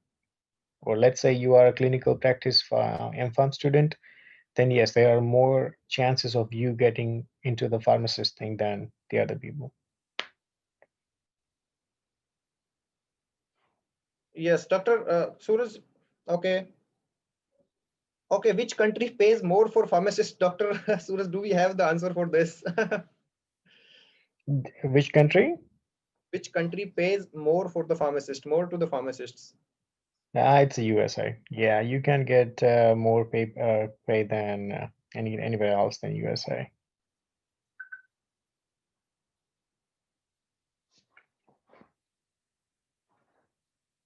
Okay, great. So yes, guys. Okay, so any questions now for Dr. Suraj? Do we have any other question? Okay. So yes, there are few questions in chat box. Dr. Suraj, sir has said that after B Farm pharmacy technician will be best in USA. What will be the process for that? Sarthak Jain is asking Dr. Suraj. First of all, you have to get the status. So what that means is that you can work in the USA without any status unless you have a green card or if you already get a job somewhere here or you are gonna marry a girl in USA. Other than that, there are no other options to come here in USA without a status. So the first thing you're gonna look at is the status, that what exactly the status is when you wanna come to USA. Right. Okay. And from chat box, there are the questions. After PharmD in India, is it advantage to pursue higher studies in US, or it is better to directly prepare for licensing exam? Which one is better, Dr. Suraj? What you will suggest? That's a very good question, actually. Whoever asked that question, at least you are thinking about the advanced options, which is pretty good right now. And yes, it totally depends on your choice. You can either become pharmacist and start getting paid within a year or two, or if you wanna do the higher studies, which I told you, one of the senior I know, which he did it after even becoming a PharmD doctor of pharmacy from India. He came to Hmm. USA and he joined the PhD course. And like last year, after 5 years of PhD, he has now two doctorates. So yeah, you can do what totally up to your choice. Right. So, correct. So somebody is asking, is 7.9 IELTS good score to get job in Canada or USA? Guys, first of all, IELTS is valid, mainly for Canada. For US, they usually, if you are going for licensing exams and all, they ask for TOEFL. If I'm not wrong, Dr. Suraj? Yep, that's right. The IELTS is not valid here, guys. You have to decide one thing. Either you want to go to USA or Canada. You can do both. Yeah, these two are different entities, separate entities. Okay, so um, okay, after MFARM, we are Chandana. We are going to give you clear glance in the next session. Dr. Manasha is here, and I mean her recordings we are going to play, and she has covered all the topics, I hope. And how many steps are there to qualify the exam in USA, Dr. Suraj? They're asking. I think we have cleared, but still they're asking again. So we have, as I told you, there are so many steps, but mainly there are four different exams you have to do. The TOEFL, FPG, NAPLEX, and then your jurisprudence exam, which is called MPJ or CPJ. Yes. So, is there any chance to become pharmacist after B Pharmacy, Dr. Suraj, in USA? No, I'm gonna say no because straight after BPharm, yes, you can, but you have to join the course again. Like, the option I told you about the post bachelorate that we do in India, the same thing you can do in USA right now after Yeah. BPharm. Yeah. Cool. Okay. So, is GRE as compulsory thing to move to USA as pharmacist? No, Dr. Suraj, Not right? as a pharmacist, but if you want to get an admission to some of the universities, yes, they ask for GRE core, GRE. Yes, yes, yes, yes, yes, yes. So, any questions from our faculty members or any sir to Dr. Suraj?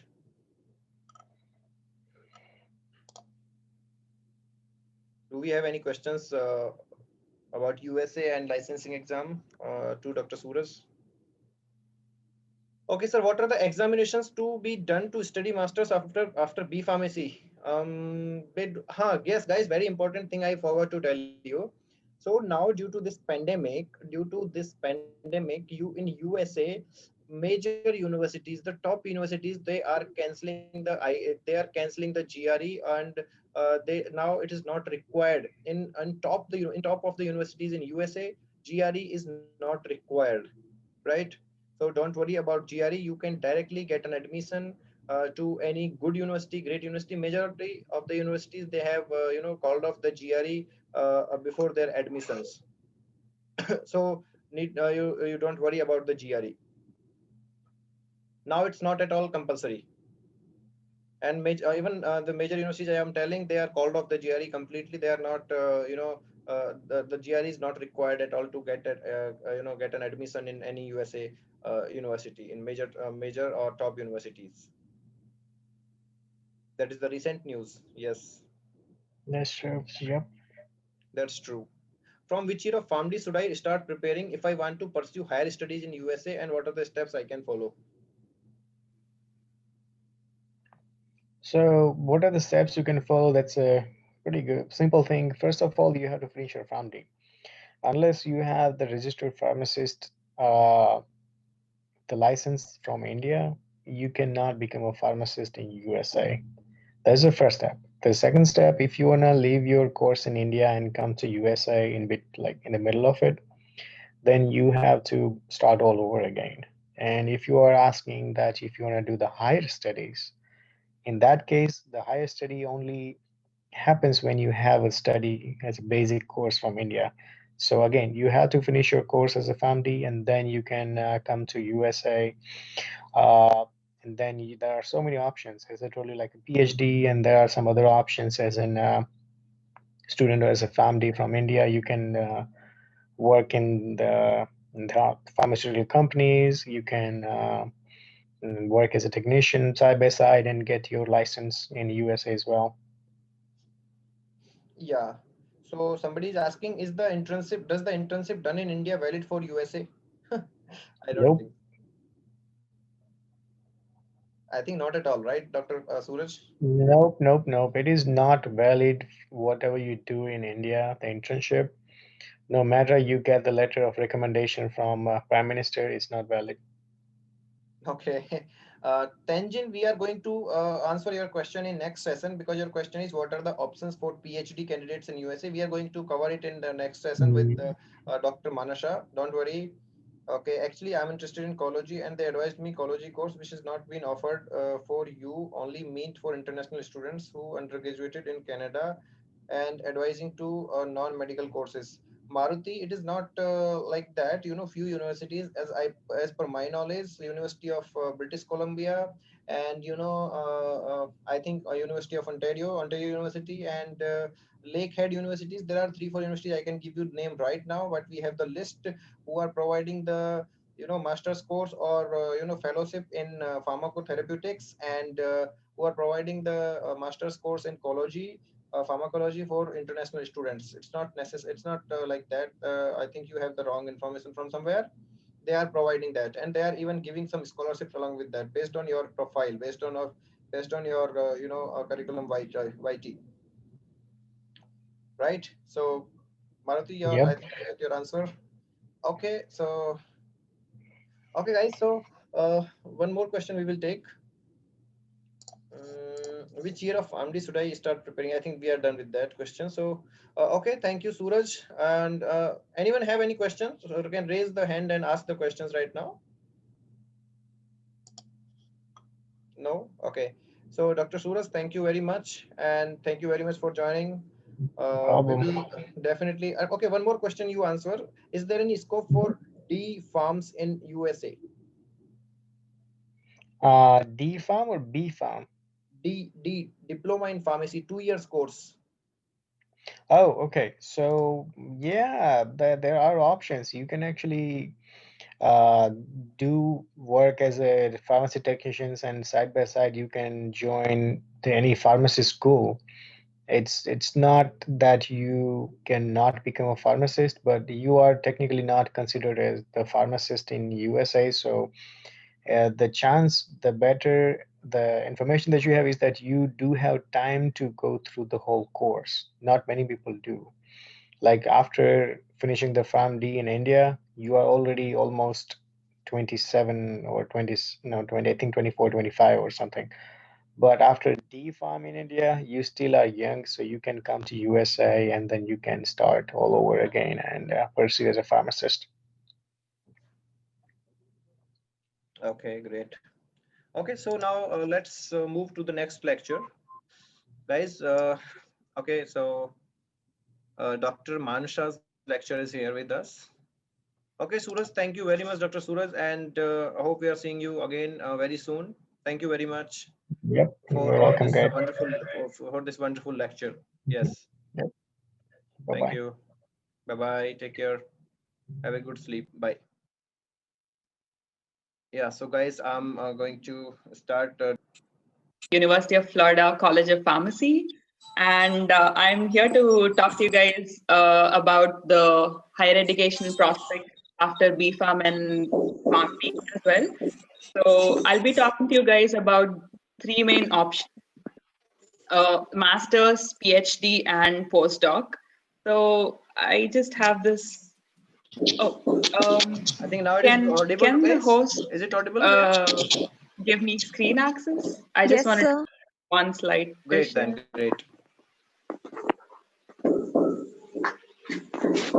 Okay.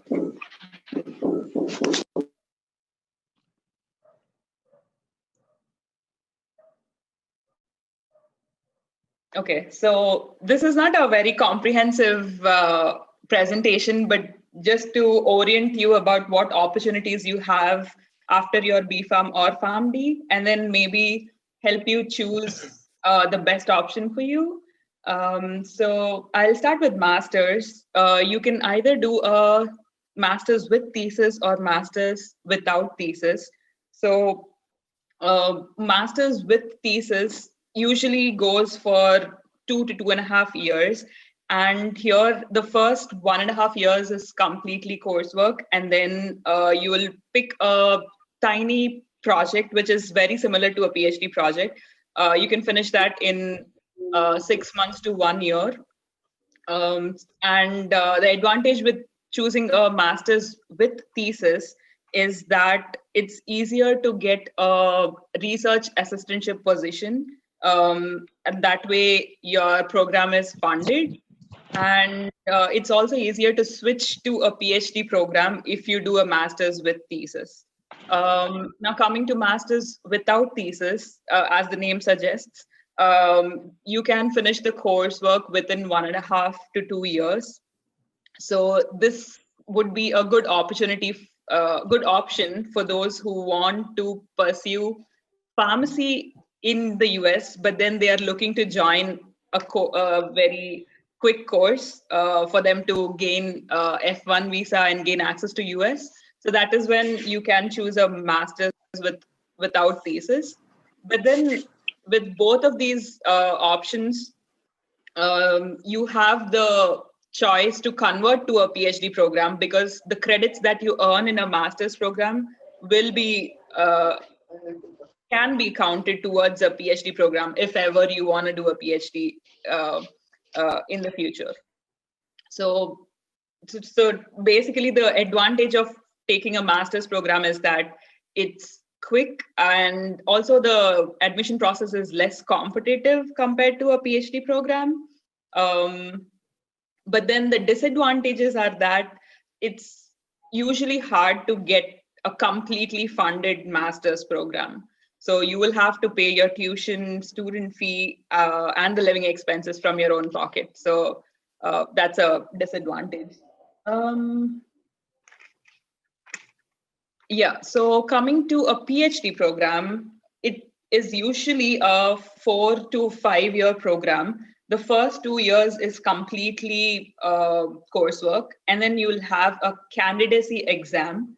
After you pass that exam, the next couple of years will be completely research. And then there'll be your defense, and you will get your, after the defense, you'll get your PhD degree.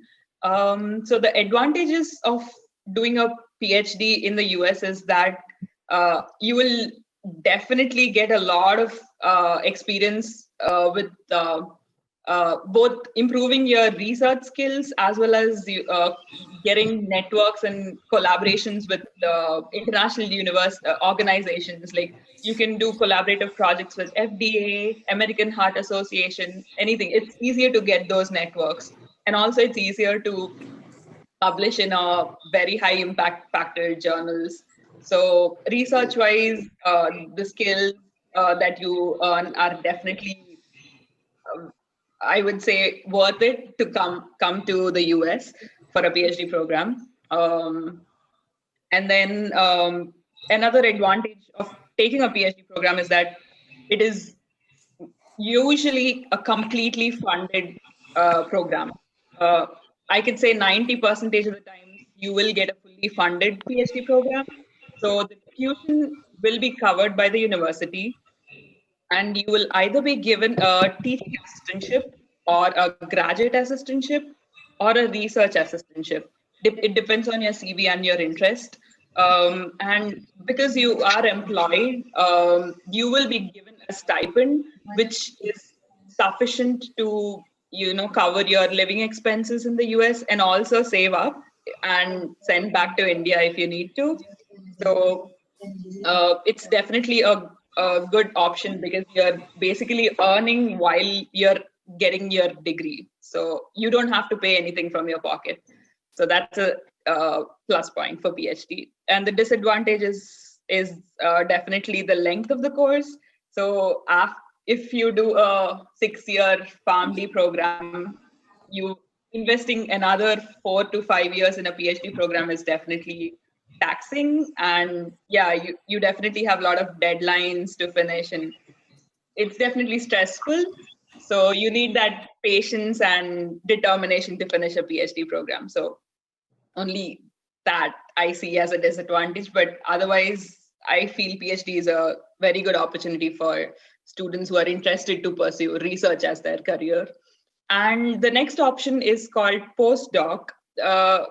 I don't know how many of you guys are familiar with this term, but then postdoc is usually offered either to a PharmD graduate or to a PhD student.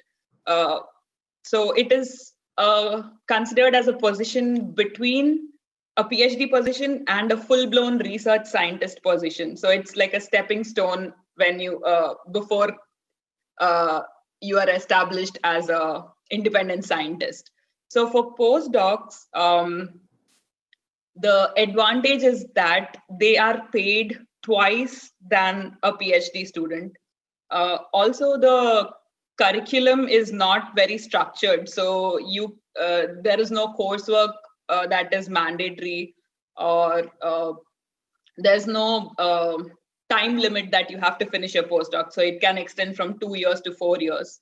So you can take your own time in finishing your projects and getting your job, like finding your jobs, etc. So those are the advantages of taking up a postdoc position. But the disadvantages are that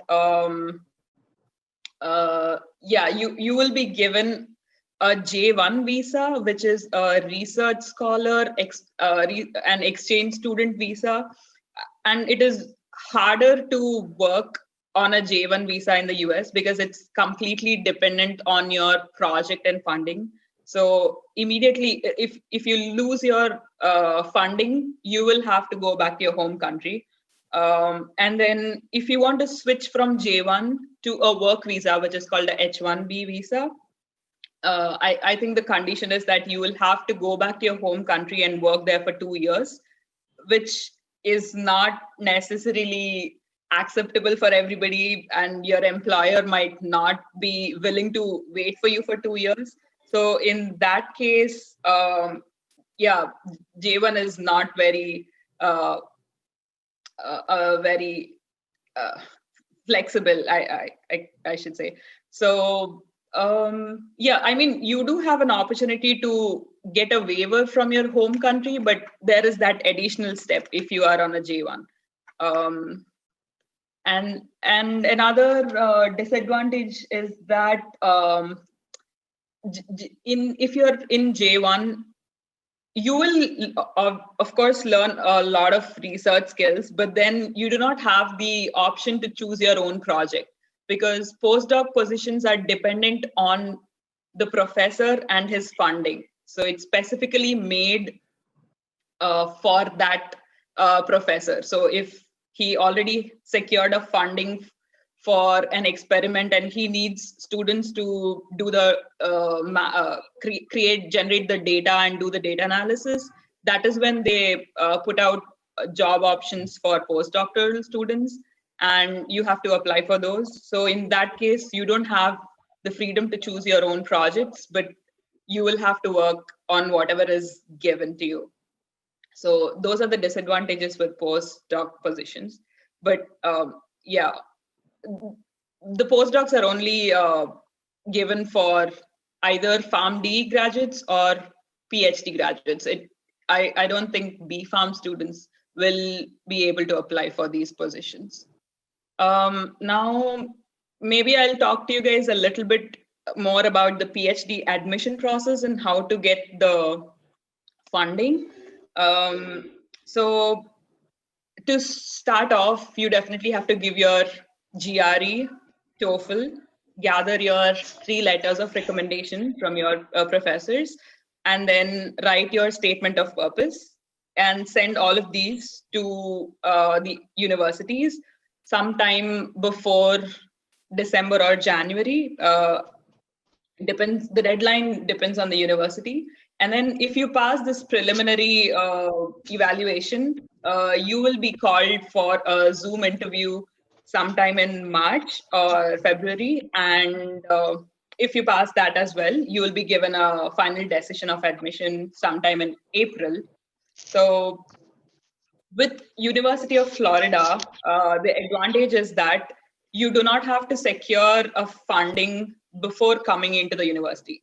So after all of this admission process, you can come to the university, and then the first year of your PhD program, you can work with 2 or 3 professors, work for say 1 semester per professor, and then you can see how you're compatible with that mentor and how you like their research work in the lab. And after that 1.5 year, you can choose your final mentor and your dissertation committee. So I feel the advantage with the University of Florida is that it gives this opportunity for students to get hands-on experience with the professors before finally deciding on your mentor. But then for some other universities, they require you to secure a funding even before coming into the US. So in those cases, what you have to do is you have to do something called a pre-application process. It's nothing but just sending out emails to professors of different universities, and you just reach out to them and say that you're interested in their research work and you're looking for a PhD opportunity, and ask them if they have funding to support you for all the 4 years. And if they say yes, that is when you can write their name in your statement of purpose, and you say that so and so professor has already agreed to fund me for the entirety of my program. So yeah, here's my application. So in those cases, you will be pre-selected, and you will be given priority over other students who do not do this pre-application process. So yeah, even if the university doesn't mandate you to do this, I think it's better to do this step before you start any of the GRE or TOEFL or exams. So just do this pre-application process and reach out to professors. Yeah. And then, okay, so while choosing a PhD program, these 5 departments are what you would, you would come across in any of the universities, maybe with different names.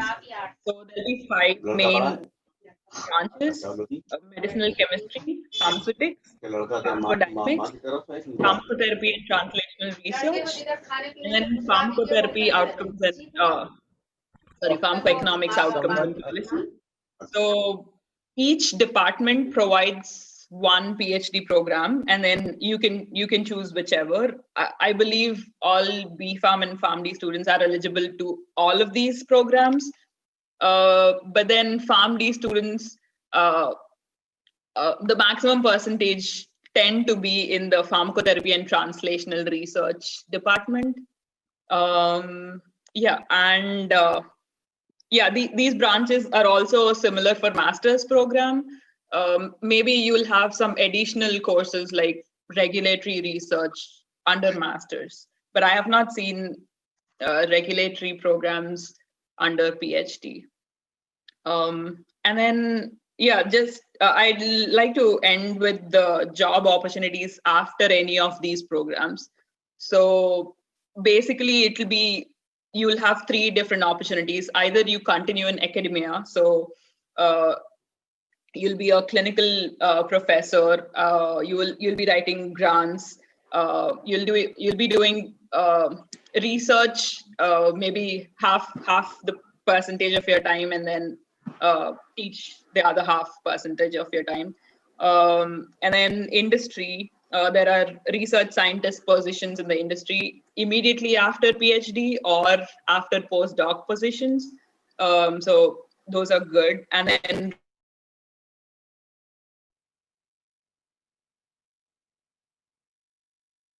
please go ahead. Okay. Which subject will be most attractive for master degree after B Farm? Can any courses are available for MD after B Farm? Yes, it is available. MD is available after B Okay. Farm. You can go for MD, you can go for MS as well, and you can go for MPH, Masters in Public Health. And I will suggest, if you are interested specifically in any specific course like pharmacology or therapeutics, or in other courses of public health, you can definitely go for MPH, and you can go for MS as well. MS in if Okay, specific sir. subjects.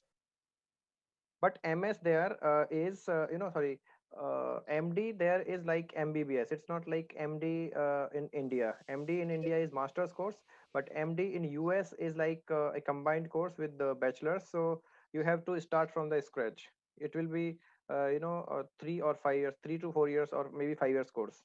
It depends on how you are choosing and what is Okay, your sir. background. Yes. So my second question is that, so M Farm Mhm. is biotech is better for future or it's better to do in other branches? I mean, if you are B farm, then like what is it depends on your interest. See, future depends on your interest. I will say, Ananya, because you have to, if you are very much passionate about your future, if you are very much passionate about any subject or any interest, so first you have to choose. First, you have to look at your interest, where you are interested. If you are interested in biotechnology, it's not a problem. You can pursue your career in biotechnology, and you have very good scope as well in biotechnology. And in every field. There is a good scope for the passionate and enthusiastic students everywhere, anywhere in the world. You can go for anything.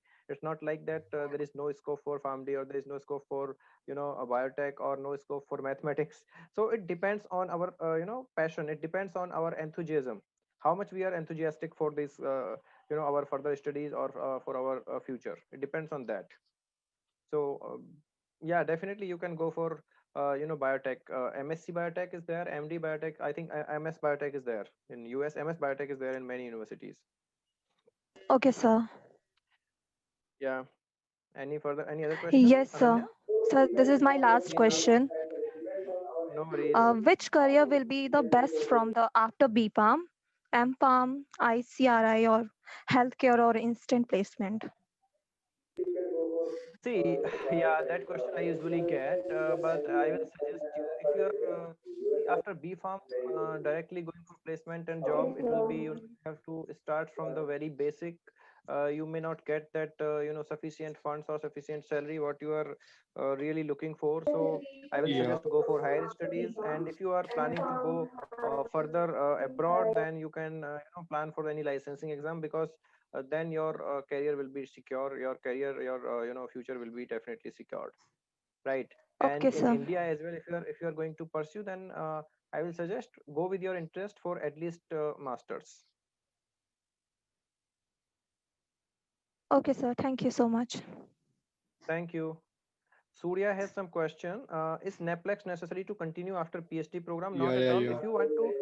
If you want to become a clinical pharmacist or pharmacist in USA, then only you need to clear FPG and NAPLEX for job opportunities, or for like industrial jobs, and for studies, higher studies. You need not clear the NAPLEX or FPG. Yeah. FPG and NAPLEXs are only for your especially for to become the clinical pharmacist or to become the pharmacist in US.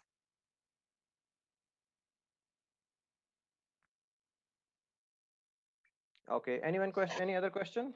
What are the options for PhD pharmaceutics in USA? I have more than 5 years of teaching experience. Yes, Dr. Tenjin, you can go for the pharmaceutics PhD. There are many universities which are providing PhD in pharmaceutics, and MS PhD, and even you can it will be a research work for more than 4 years at least. First of all, the PhD in US, and then you can get easily. I think in pharmaceutics and R&D, research and development, in US it is very easy to get the PhD, because many of my friends, they have joined in Florida, they have joined in Massachusetts, they have joined in Minneapolis and Indiana. Many of my friends are there.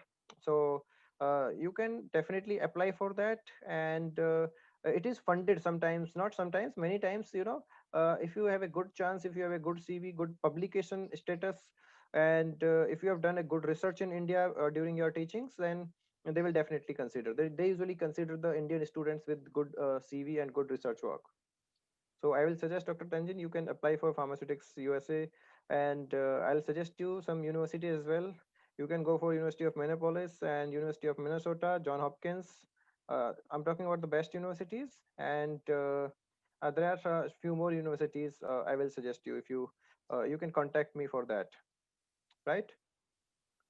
Okay. So any other question, guys, for USA career and all?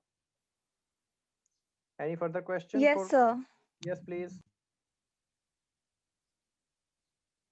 Yes, please go ahead. So, so how many percentage do we need have for brighter future? What percent will be good to go abroad for MS? See, I will suggest that there is exactly, I will what I believe, this is my personal theory, because I have seen everywhere marks doesn't matter. Your marks don't matter anywhere, seriously. And when you are thinking about abroad, you should have the knowledge, you should have the good knowledge of research. You should have the good knowledge of research when you are really going for some higher studies in US or in Canada. They ask you for some research work, and they ask you for some good research experience. But of course, for a cutoff, I will say, they usually consider the mark sheets with 60% or more marks, or as much as you have, it is good for you. Just an advantage, that's all. Okay, sir. Yes. Any other question? So, Hello. so where can I go? US or UK or Australia? What would be better for pharmacy for good knowledge? Not good. Okay, can you please speak again? Who was that, Parul or Ananya? Ananya. Okay, yes, please speak, Ananya. So, yes, sir. Where can I go? USA or UK or Australia? It depends What on would your be better interest. for pharmacy for good knowledge? Mm, all three countries are best, including Canada. These four are the best countries for pharmacy career and pharmacy studies. So I will definitely not discriminate between these four. But of course, it depends, because few universities in USA are best, few universities in UK are best, and few universities in Australia are best for pharmacy education after your, B Pharm or after M Pharm. So it is not, these three countries or four countries are not comparable. You cannot compare anything. It depends on your interest, lifestyle, and where you want to settle. So these four countries are even best in the lifestyle scenario, also for the lifestyle, for the medical conditions, for the medical bills, for the your future. These four are best countries, so I will not say that this is best or this is bad, but of course I will suggest, if you want to go, you can move to Australia. It is easier, in the easiest way, if you find Australia is the easiest one, and then after Australia, UK, and then US. The easier way I am Okay, telling, sir. easier way I am telling. But all everything is similar in all three countries: universities, level of study, intensity of the study, and lifestyle. Everything is similar in these three countries, so I will definitely not discriminate in that matter. Yes, sir. Thank you. Thank you. Hi, Sir, sir. as I completed my 12th, which is the best course, BPharm or PharmD? I will suggest go for, if you are looking for the pharmacy licensing exams, or if you are looking to settle in abroad, if you want, little, see, BPharm and PharmD, I will not say that, which course is good, which course is not good. If you are interested in, manufacturing, if you are interested in, other pharmaceutics, if you are interested in, kind of pharmacology and all, you should go for anything is good, even B Farm is good. But if you are really interested in clinical things, clinical scenario and therapeutics, and medicine, then you can choose Farm D over B Farm.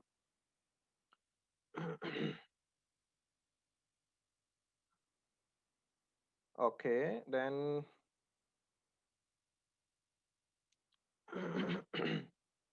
which country will pay higher for a Farm D graduate? It depends on your skills.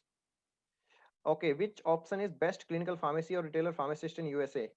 Clinical pharmacist is the best, because clinical pharmacists are paid as higher as no one is getting from the pharmacy profession in USA. So clinical pharmacist is definitely a great option. I mean, in case of payment, if you are asking me. Okay, Maruti, what is your question? Hi, sir. Myself Maruti. Hi. And I recently consultant a consultancy which is in Vijayawada, Okay. and they advised me. Actually, I'm interested in masters in pharmacology, and they advised me they will not offer the pharmacology for, and this is only suitable for international students who are undergraduated in Canada. Can you please clarify it? See, I have clarified before also during the Yeah, yeah. Dr. But Suraj there are session, some but differences. I will say you the consultancies. I'll not say what they are saying to you, but definitely they tell you about their suitabilities, however, and wherever they can reach, they will tell you about that only. They will not tell you about all the options, right?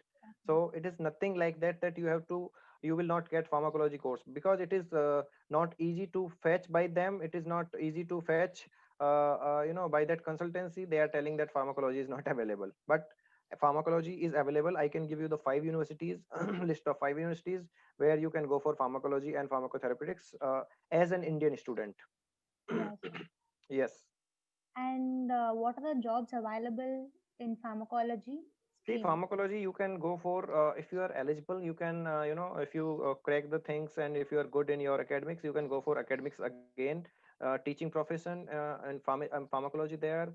Then after that, you can go for any industrial jobs in pharmacovigilance, and, in kind of, PV, pharmacovigilance, and then what is there? Regulatory affairs and medical affairs, these are the best options. Medical license, these are the best options after pharmacology masters in USA or fellowships in pharmacology. If you're doing in USA or Canada, it is these are the best options. Sir, is it good doing the pharmacology masters in Canada? No, it's good actually, but yeah, a lot of money you need to pay for that. Okay. Thank you, Yes. sir. Thank you. Okay. So now we will talk about the Dubai. We will talk about the Emirates. We'll talk about the UAE and all three licensing exams, which are DHA and MOH and HAAD. Right, guys? So let's talk about these things. Okay, one more question is very interesting. Till I get my degree before writing the exam.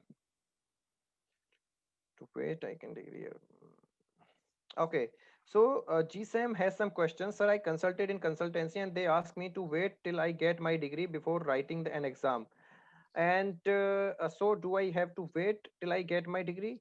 See, for any licensing exam, whether it is in USA, whether it is in Canada, in Australia, or or in any Emirates, UAE, you should have your degree in your hands. You know, before the completion of degree, you cannot apply for any licensing exam. But we are talking about preparation. You have to start preparations as early as possible, from the fourth year, from the third year, because then only you can shape your studies, you can shape your career in that way, whatever you dream, right? But definitely, to apply for licensing exams, to apply for the license, you need your degree in your hand. And I will say like 2 to 3 years you really need. And as family fourth year and fifth years are majorly dedicated to pharmacotherapeutics, so you have to focus on pharmacotherapeutics. You have to work on your drugs, you have to work on your pharmacology. That will be great and better for you guys to uh, later on think of your career abroad. Okay, Jisam, I think I'm clear. Tanu Singh, what's the scope of PharmD in pharmacovigilance? There is a lot of scope of PharmD in pharmacovigilance, even in India, in UAE, in Canada, anywhere you can search a job for pharmacovigilance.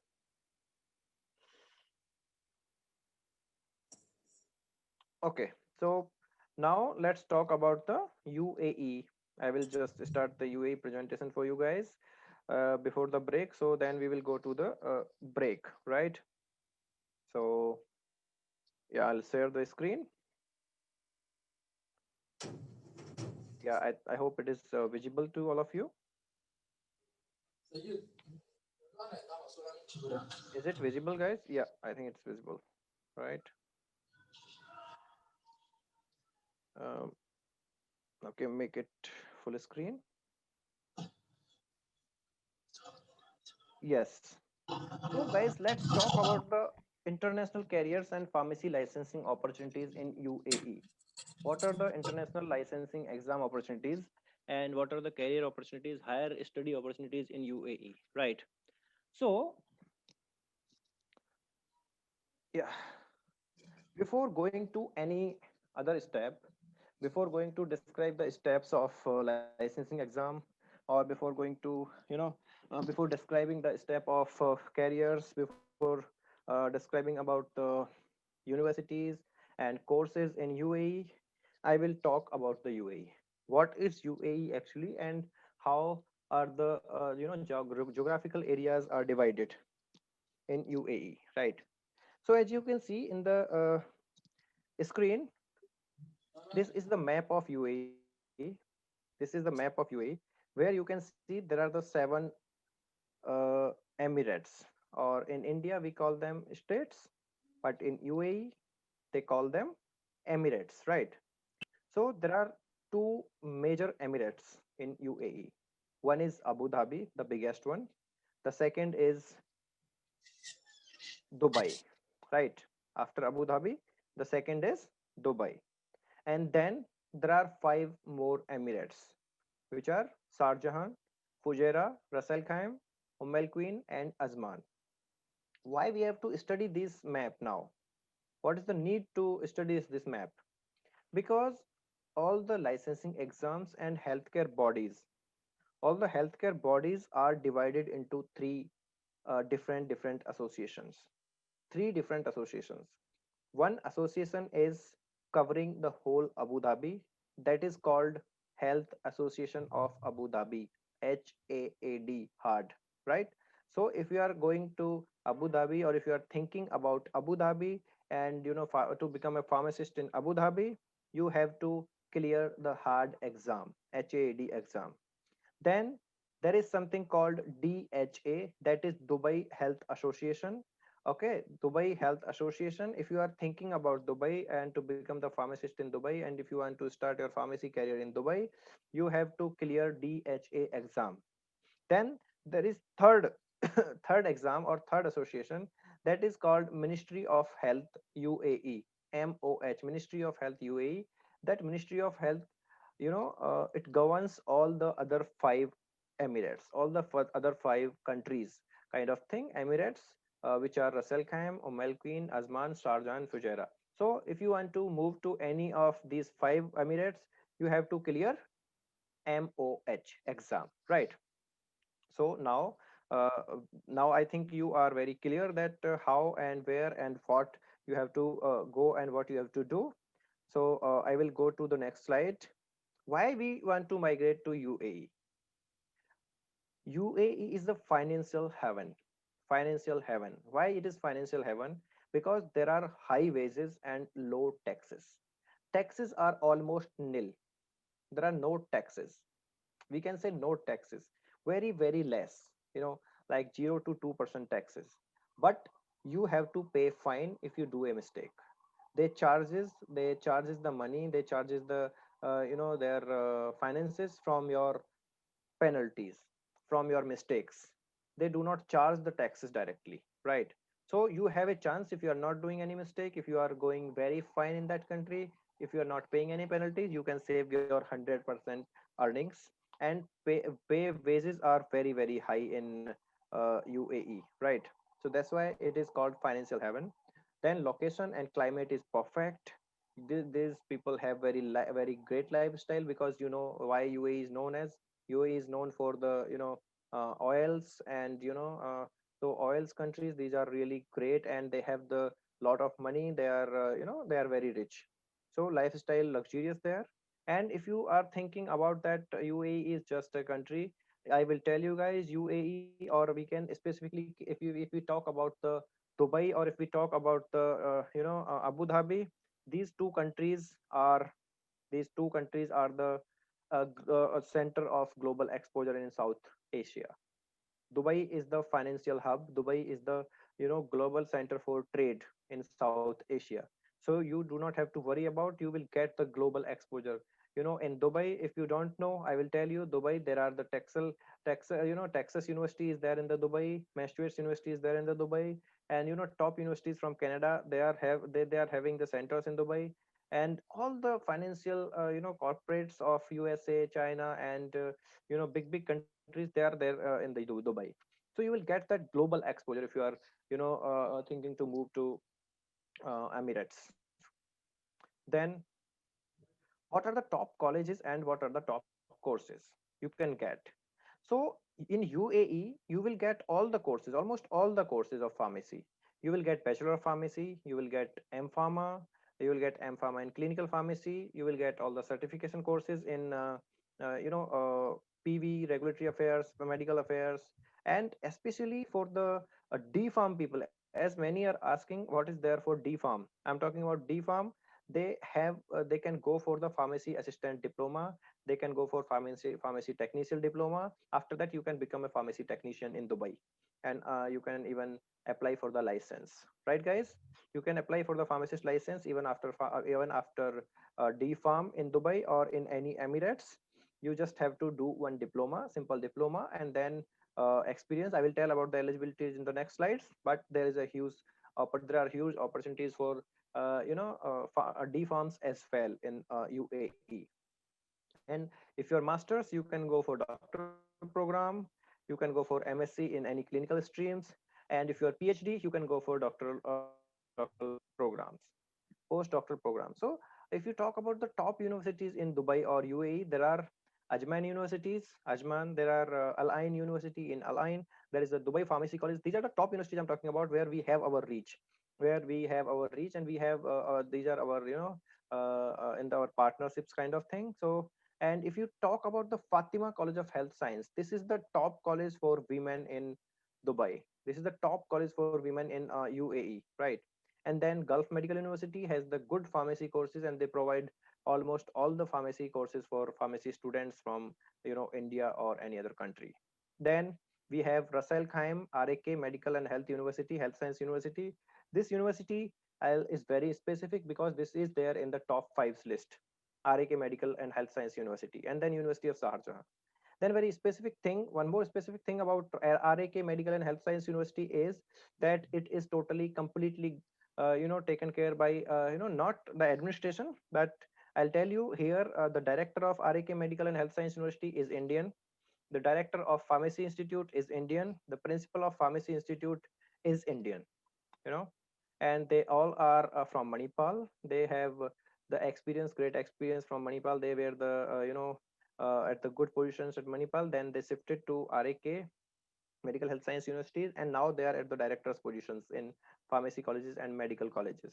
So it is nothing like that that Indians cannot do well in UAE, or Indians cannot do well in any emirates of South Asia. So you can see Russell Khama has top administration level from all are from India, right? So you can grow there, you can grow from lecturer to director as well.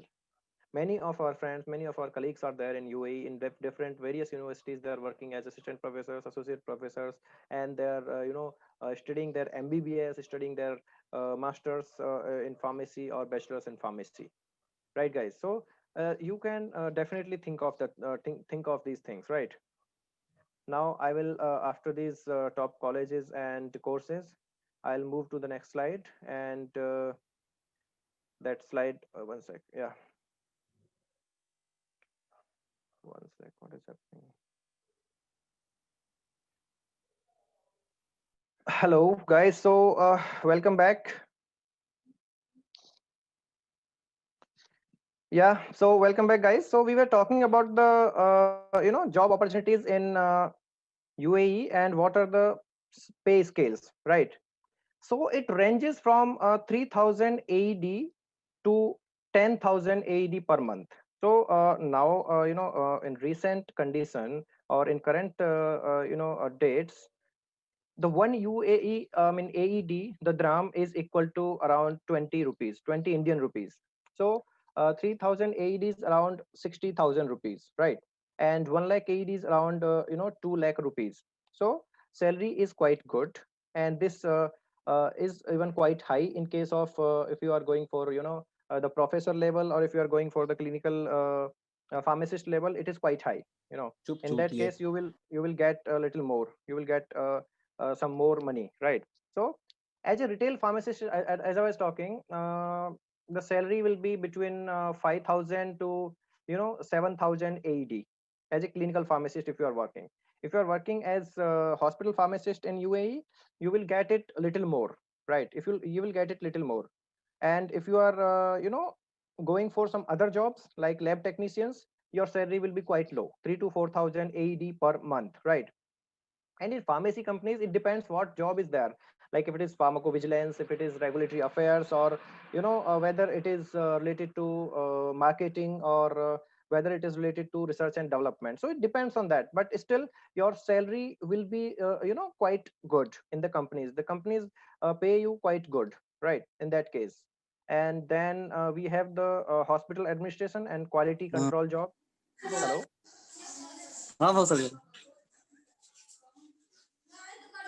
Then you will have quite a good salary in UAE.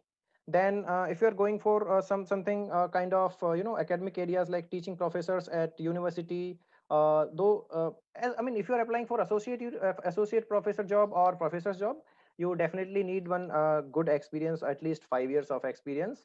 But in that case, your salary will be very high. Your salary will be 20 to 30,000 AED per month. That means you will get 4 to 6 lakh per month. So 4 to 6 lakh Indian rupees per month. And now, very interesting thing I have gone through in past few years. Actually, my friends are there who are who are joining there in UAE, and who are working there in UAE. They are working in insurance companies.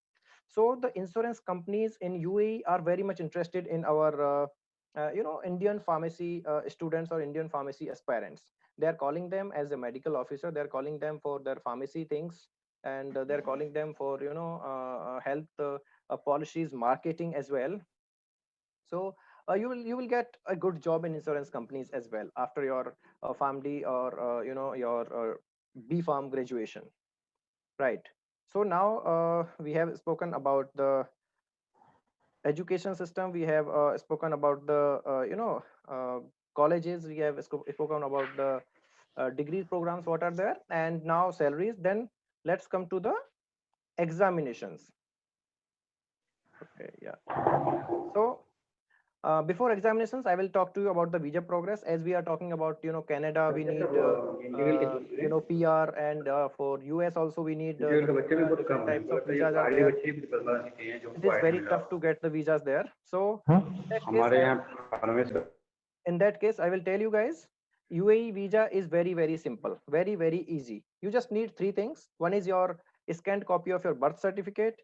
Then you need copy of your passport, and then you need the certificate of enrollment if you are going for studies from your university. And if you are going for a job, you need the letter of offer, right?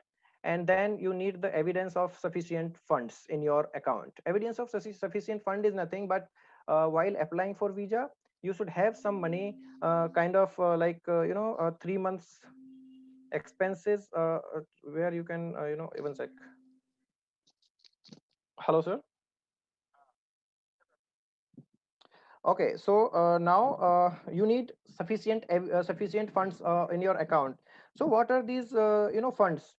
Funds are just needed in case when you are applying the visa. When you are applying the visa, you need some money in your account just to show the visa officer that you can spend in UAE at least 3 months without earning any money, right?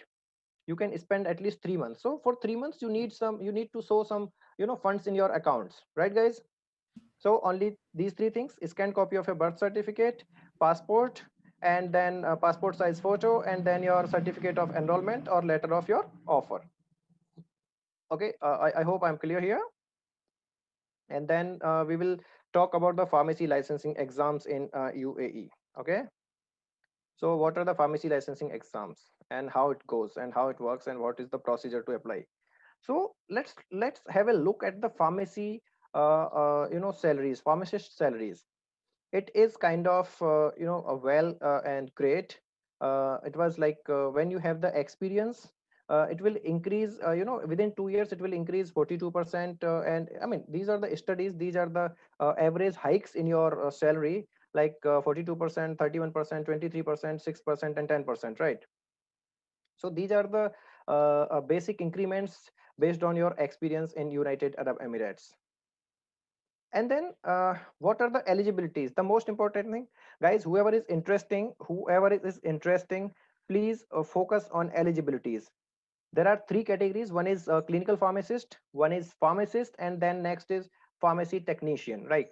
For the clinical pharmacist job, for the clinical pharmacist license, you need to have either PharmD or B Pharm, like 4 years degree or 6 years degree, right? So you can, if you have the B Pharm or if you have the PharmD, you can go for a clinical pharmacist job directly. But here in UAE, there is very specific provision that you should have minimum 2 years of experience, 2 years of experience even after your degree. And that will not be considered, they'll not consider your PharmD internship, or they'll not consider your PharmD degree or internship or experience. They will not consider that. Experience should be from the pharmacy institute, from the hospital, or from the clinical settings only. So if you are done with pharmacy, or pharmacy practice, I mean PharmD, or if you're done with B Pharm, have to you need to go for 2 years of experience post qualification. You need to go for 2 years of experience. Then only you are eligible to apply for license. Okay. Then if you are thinking of normal pharmacist in UAE, in that case, of course, the eligibilities will be same: bachelor of pharmacy or doctor of pharmacy, and 2 years of experience. But if you are thinking of pharmacy technician, in case of pharmacy technician, you need not to have bachelor's or this doctoral degree, Pharm D or B Pharm. Diploma in pharmacy, the 2 years course is more than enough to apply for the pharmacy technician job, right? Diploma in pharmacy, D Pharm, is enough or more than enough for pharmacy technician job, or to get a license for pharmacy technician, right guys? So here again I will clarify, this experience should be taken from any hospital or any related field after the degree. After the degree, your internship or your any kind of other experiences will not be allowed. But there is a leisure, there is a freedom. You can move to UAE for any work, or you can move to UAE for any study, and you can pursue that experience there also. You can get the experience from UAE also for 2 years, and then you can apply for the license. It's not necessary that you should have the experience in India only.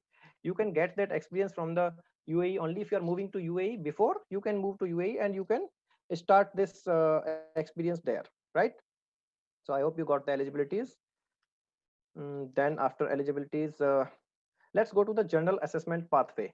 If you are thinking about the licensing exam, then you have to go to the relevant site of any pharmacy licensing board.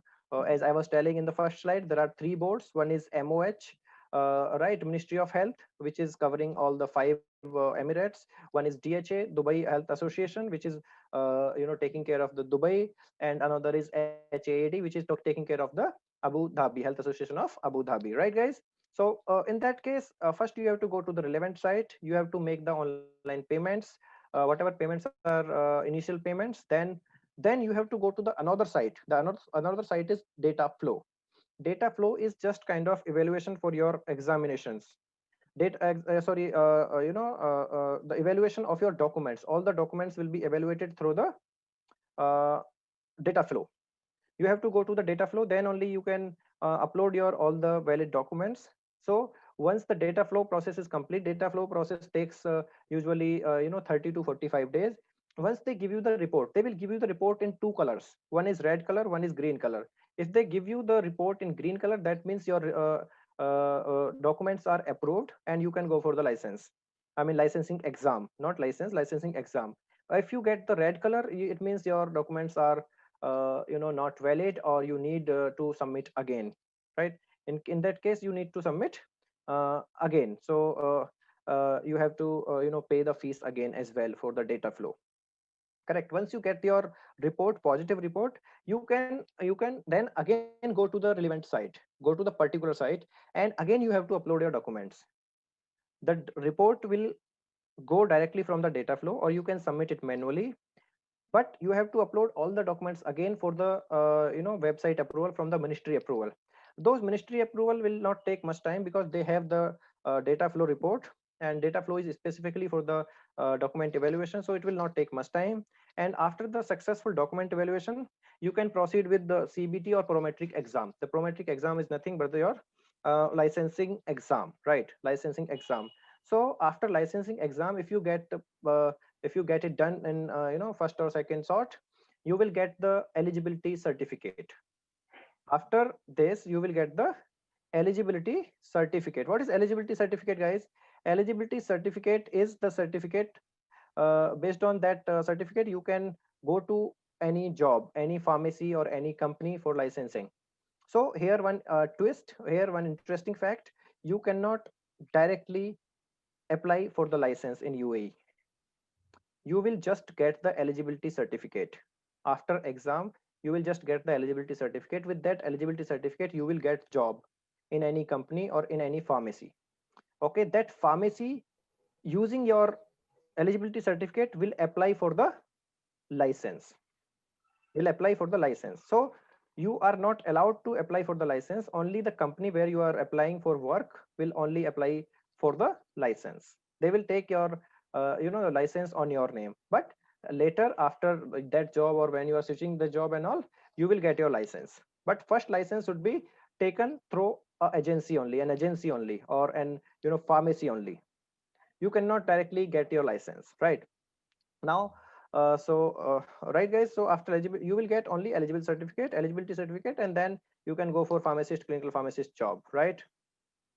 Okay, so yeah, what is data flow? As I was telling, data flow is nothing but primary source verification. And in that, they will look after your educational credentials, they will look after your experience letter, and this is the link for data flow, corp.dataflowgroup.com. And then you will get the report in two colors, as I was telling, green or red. Green means positive and red means negative, right? And then what are the documents required? Documents required are your transcripts, PDF of your transcript. It will be you will get the transcript from your university, from your college. you can submit the soft copy by yourself to the data flow or to the ministry website. You can directly do that. And then attested degree certificate and experience certificate, and then your passport size photo. So these are the 3 or 4 documents which are mandatory or which are required. Actually, they do not need much documents, but these 3 or 4 everyone will have. When they are completing your degree, you will have degree, you will have experience, and then you can apply for licensing procedure. So as I'm telling, it takes 30 to 45 days, and the whole process is very easy. And data flow is taking 30 to 45 days again. And your results you can get within 7 days. You can submit it to that, and you can go to the further particular website of the Ministry of Health, and you can submit your data, submit your documents to that website.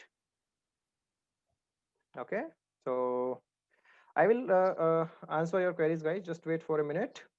Okay, so now let's compare what is the difference between hard, DHA, and MOH. Hard is for Abu Dhabi, first of all. DHA is for only Dubai, and MOH is for other 5 Emirates like Ras Al Khaimah, Fujairah, Shah Jahan, Al Queen, right? So these other 5 Emirates will come under the MOH exam. So if you check out the process is almost same, because you have to go through the data flow, you have to go to the particular website, and you have to submit the document, then you have to go to the prometric test. Fees, of course, for head, for HAD, the fees is quite high, and for DHA and MOH, it is not that high, the fees of procedure or fees for exam. And then exam difficulty is quite similar for hard and DHA, but it is quite the difficulty level is quite less in MOH when you are applying for the other 5 Emirates.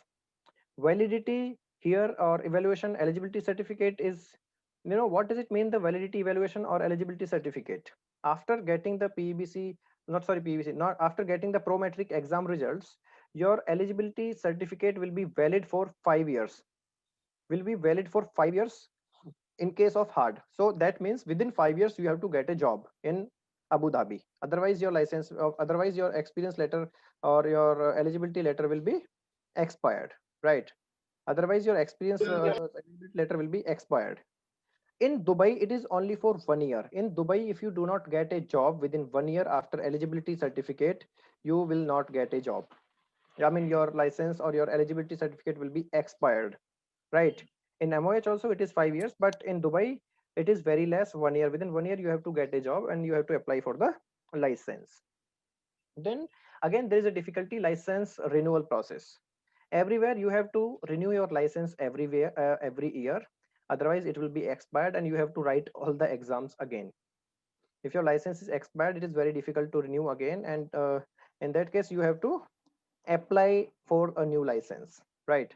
But licensing renewal process is exactly not done by you, it is done by the company where you are working. So need not to take tension about that also, right guys? So I hope you are clear with the difference between hard and DHA and MOH. Now as we are telling, we are guiding you to achieve your goal. We are giving you the full guidance in getting admissions in college and course of choices, your course of choices. We are helping you in the in evaluating your eligibility for exams. We are helping you in document evaluation. We are preparing you for licensing exams, and we are having the specific oriented exam oriented training courses. So yes, thank you very much. Now you can ask your questions related to your UAE problems, or UAE if you have the questions from UAE. Okay, so how much charges applies for applying licensing? And sir, it is necessary to have better English speaking. For UAE, you do not need any language a test. You do not need English language test, or you do not need Arabian language test for UAE. It's not necessary at all. Iram has some question. Iram is raising hand. And Sarthak, you please unmute yourself and ask the question. Iram and Sarthak. So after BFAM, there is scope in the UAE. Yes, of course. You can. B Farm is eligible for any licensing exam in any Emirates of UAE, and you have the exam. You know, you have the opportunities in academics. You have the opportunities in industry, in licensing industry, and you have the exam. You have many opportunities in pharmacovigilance and regulatory affairs, as well as you have the opportunities in India. You will have the same opportunities in UAE. UAE is similarly have the similar scope of pharmacy, uh, like India, and B farms are eligible.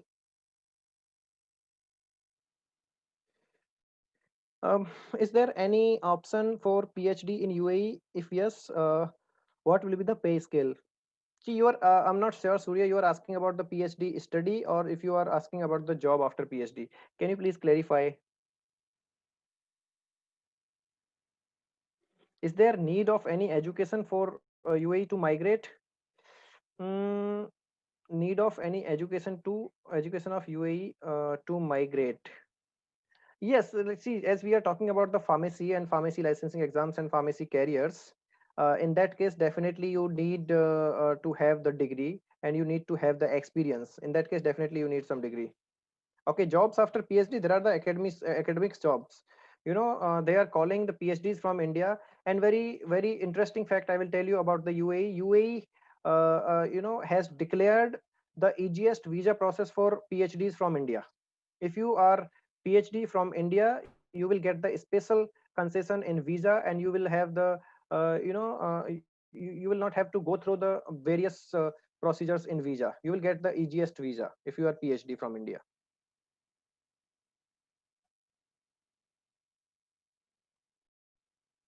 You will get the easiest thing. Which will be better for B Farm student, DHA, hard or MOH? All are same. All are same. DHA, hard, MOH, anywhere you can go. But depends which country you are interested. If you are interested in Dubai, you can go for DHA. If you are interested in Abu Dhabi, you can go for HAAD. If you are interested in any other Emirates, you can go for MOH. Abhishek Chauhan have some question. Before Yes, that, sir. Abu Bakar, I think, had some question. Yes, Abhishek, please speak. Yes, sir. Sir, as you said, not in UAE, but in other countries like USA, Australia, and Canada, is there any requirement to be qualified in language-based exam? Yes, as we are talking since morning, for Canada you need IELTS, but at the different stages it depends, like how you are going. You are going for industry, or you are going for pharmacy licensing exam, or you are going for higher education. So it depends. For Canada, usually it is IELTS, and if you are thinking about USA, then you have to go for GRE or TOEFL. But nowadays for higher education in USA, GRE is not mandatory. They are calling off the GRE. And for Australia, they have OCE, and they have IELTS again. Australia and New Zealand, if you are thinking about. In Which UAE, it is not mandatory for exam, language exam. No, not at all. No English. You don't need any English language exam for that. You do not need any Arabian language. Not at all. Okay, someone is asking. Mm, How can I get experience from Dubai immediately after completing my PharmD? No, you will not get the experience.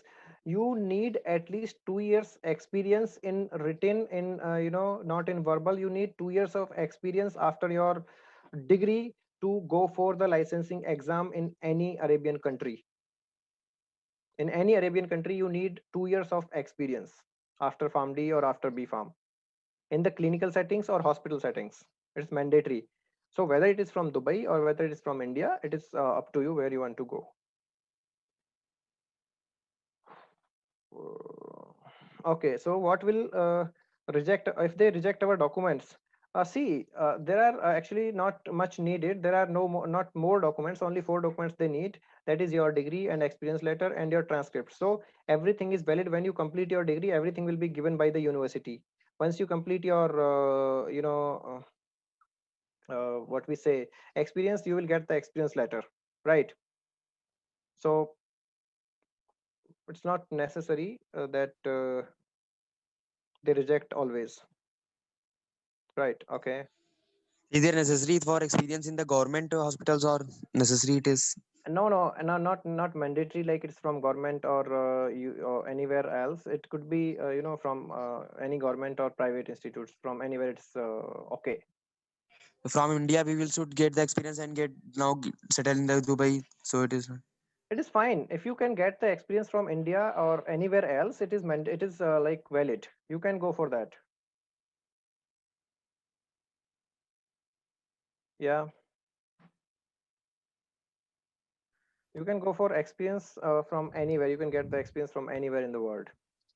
Sir, internship will be counted as experience or not? Not at all. Not at all. You should have the experience post degree. They have mentioned clearly you need the experience which should be post degree experience. That means you need to do you need to have the experience after your degree. Your internship will not be counted in the experience. From which side experience is necessary? Matlab anything. Which site? What you're asking, Sarthak? Means in hospital, in industrial line, which No, no, for no. which Hospital or any clinical settings like clinics or hospital. If you are searching for the pharmacist job there, you need the experience in hospitals only, hospital or clinical settings. So, what is the cost of applying this licensing in UAE? Okay, so that's very interesting question. It will come total in total. It will come around 30 to 35,000 INR in applying for the UAE license. So, which UAE pays more? Which UAE pays more? Definitely Abu Dhabi and Dubai. Abu Dhabi and Dubai, they pay more. But here, one more thing is there. If you have the license of Dubai or if you have the license of UAE, you can switch it over. After 2 years, there is a provision. You can switch over your license from one country to, I mean, one emirate to a different emirate. It's not necessary that you have to go for one emirate. If you want to shift to Dubai from Abu Dhabi, you can switch your license. You need not to write again. You need not to write it again. You just have to switch it from the company where you're working if they want to transfer you from one emirate to another emirate.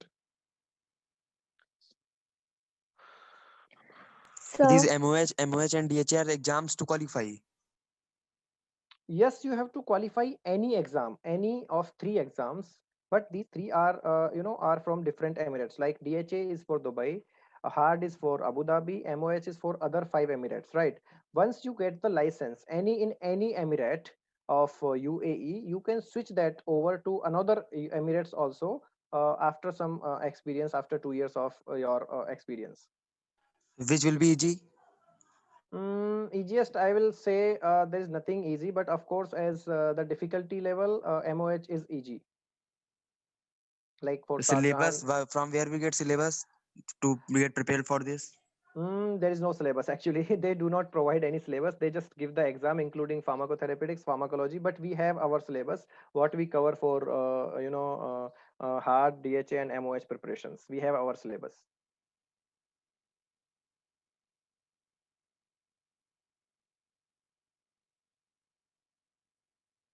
Can Indian PhD go to UAE without any job letter from UAE?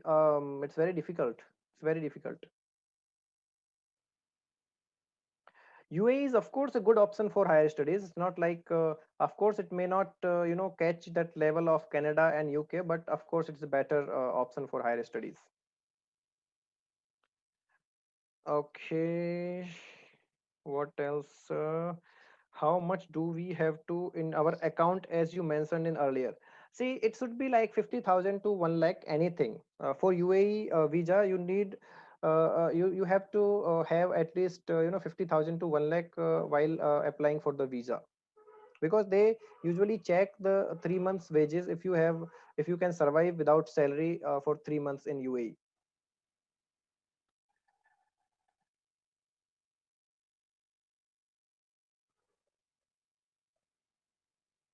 Okay, then how do we get the experience post degree to fulfill eligibility criteria of licensing from UAE itself? In UAE, you can work as intern in any hospital. You can work, as a pharmacist. Not pharmacist exactly, but as a pharmacist assistant. As a pharmacist assistant in any hospital setting or clinical settings.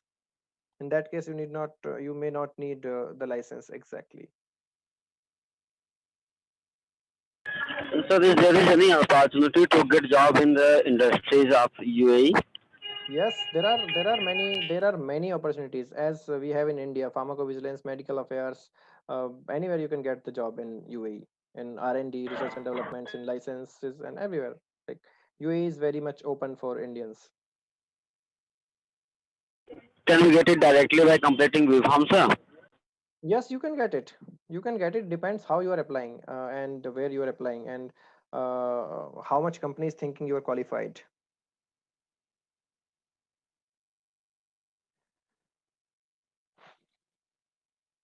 Okay, so so can we pursue doctoral program in UAE? Of course, you can pursue your doctoral program in UAE. Of course, in UAE, they do not provide much scholarships in compared to Canada, Australia, or USA. But you can pursue your postdoctoral program in UAE definitely. Eligibility for PDF are not much. It is just PhD. You should have the PhD. No experience required for that, and you have some good publications. For PhD, you should have some good research and experience. PMT, I am not sure because I have not much knowledge about the PMT. Okay. If you have anything else, I can answer, but PMT, I'm not sure about. So like in sales only, like Sales, you managing. can go for sales. You can go for sales and marketing, of course. But after PhD or after MPharm, yeah, after MPharm, you can apply from India itself and you can give the interviews. Many of my friends, they're working in UAE, and they have joined from India itself, and then only they moved to UAE, and it's easy to get the job in UAE. So guys, here I am, now. Sir, one question more, sir. Yes, Sarthak. Sir, after completing my experience in India, then what job will we get in the UAE? Matlab, means which See, Sarthak, opportunity? there are experience is needed only if you are applying for pharmacy licensing exam. If you are going for industrial job, experience is not needed. If you are going for higher studies, experience is not needed. Experience is only needed in case of when you are thinking for the licensing exam, right? When you are thinking for the licensing exam, then only you need the experience. Otherwise, no need. If we are going to industrial job, then we are not need the experience at No all. need of any experience. No need of any experience. I mean, So of how course, should we experience get is the an industrial advantage. job in the UAE? You can apply. There are multiple vacancies for freshers after B Farm or after M Farm or after PharmD. No research things will be counted as experience, GSM. It's not considered. Experience in hospital or clinical settings means experience in hospital and clinical settings. It is very tough to console or convince UAE people in that matter. Okay guys, so whoever is available here, I am posting the feedback form. You can fill the feedback form. Whoever is filling the feedback form will get the certificate, right? And this feedback form will be available again in the afternoon sessions, right? Okay, sir. Thank you, sir. Thank you. Thank you, Ajit sir. Thank you very much.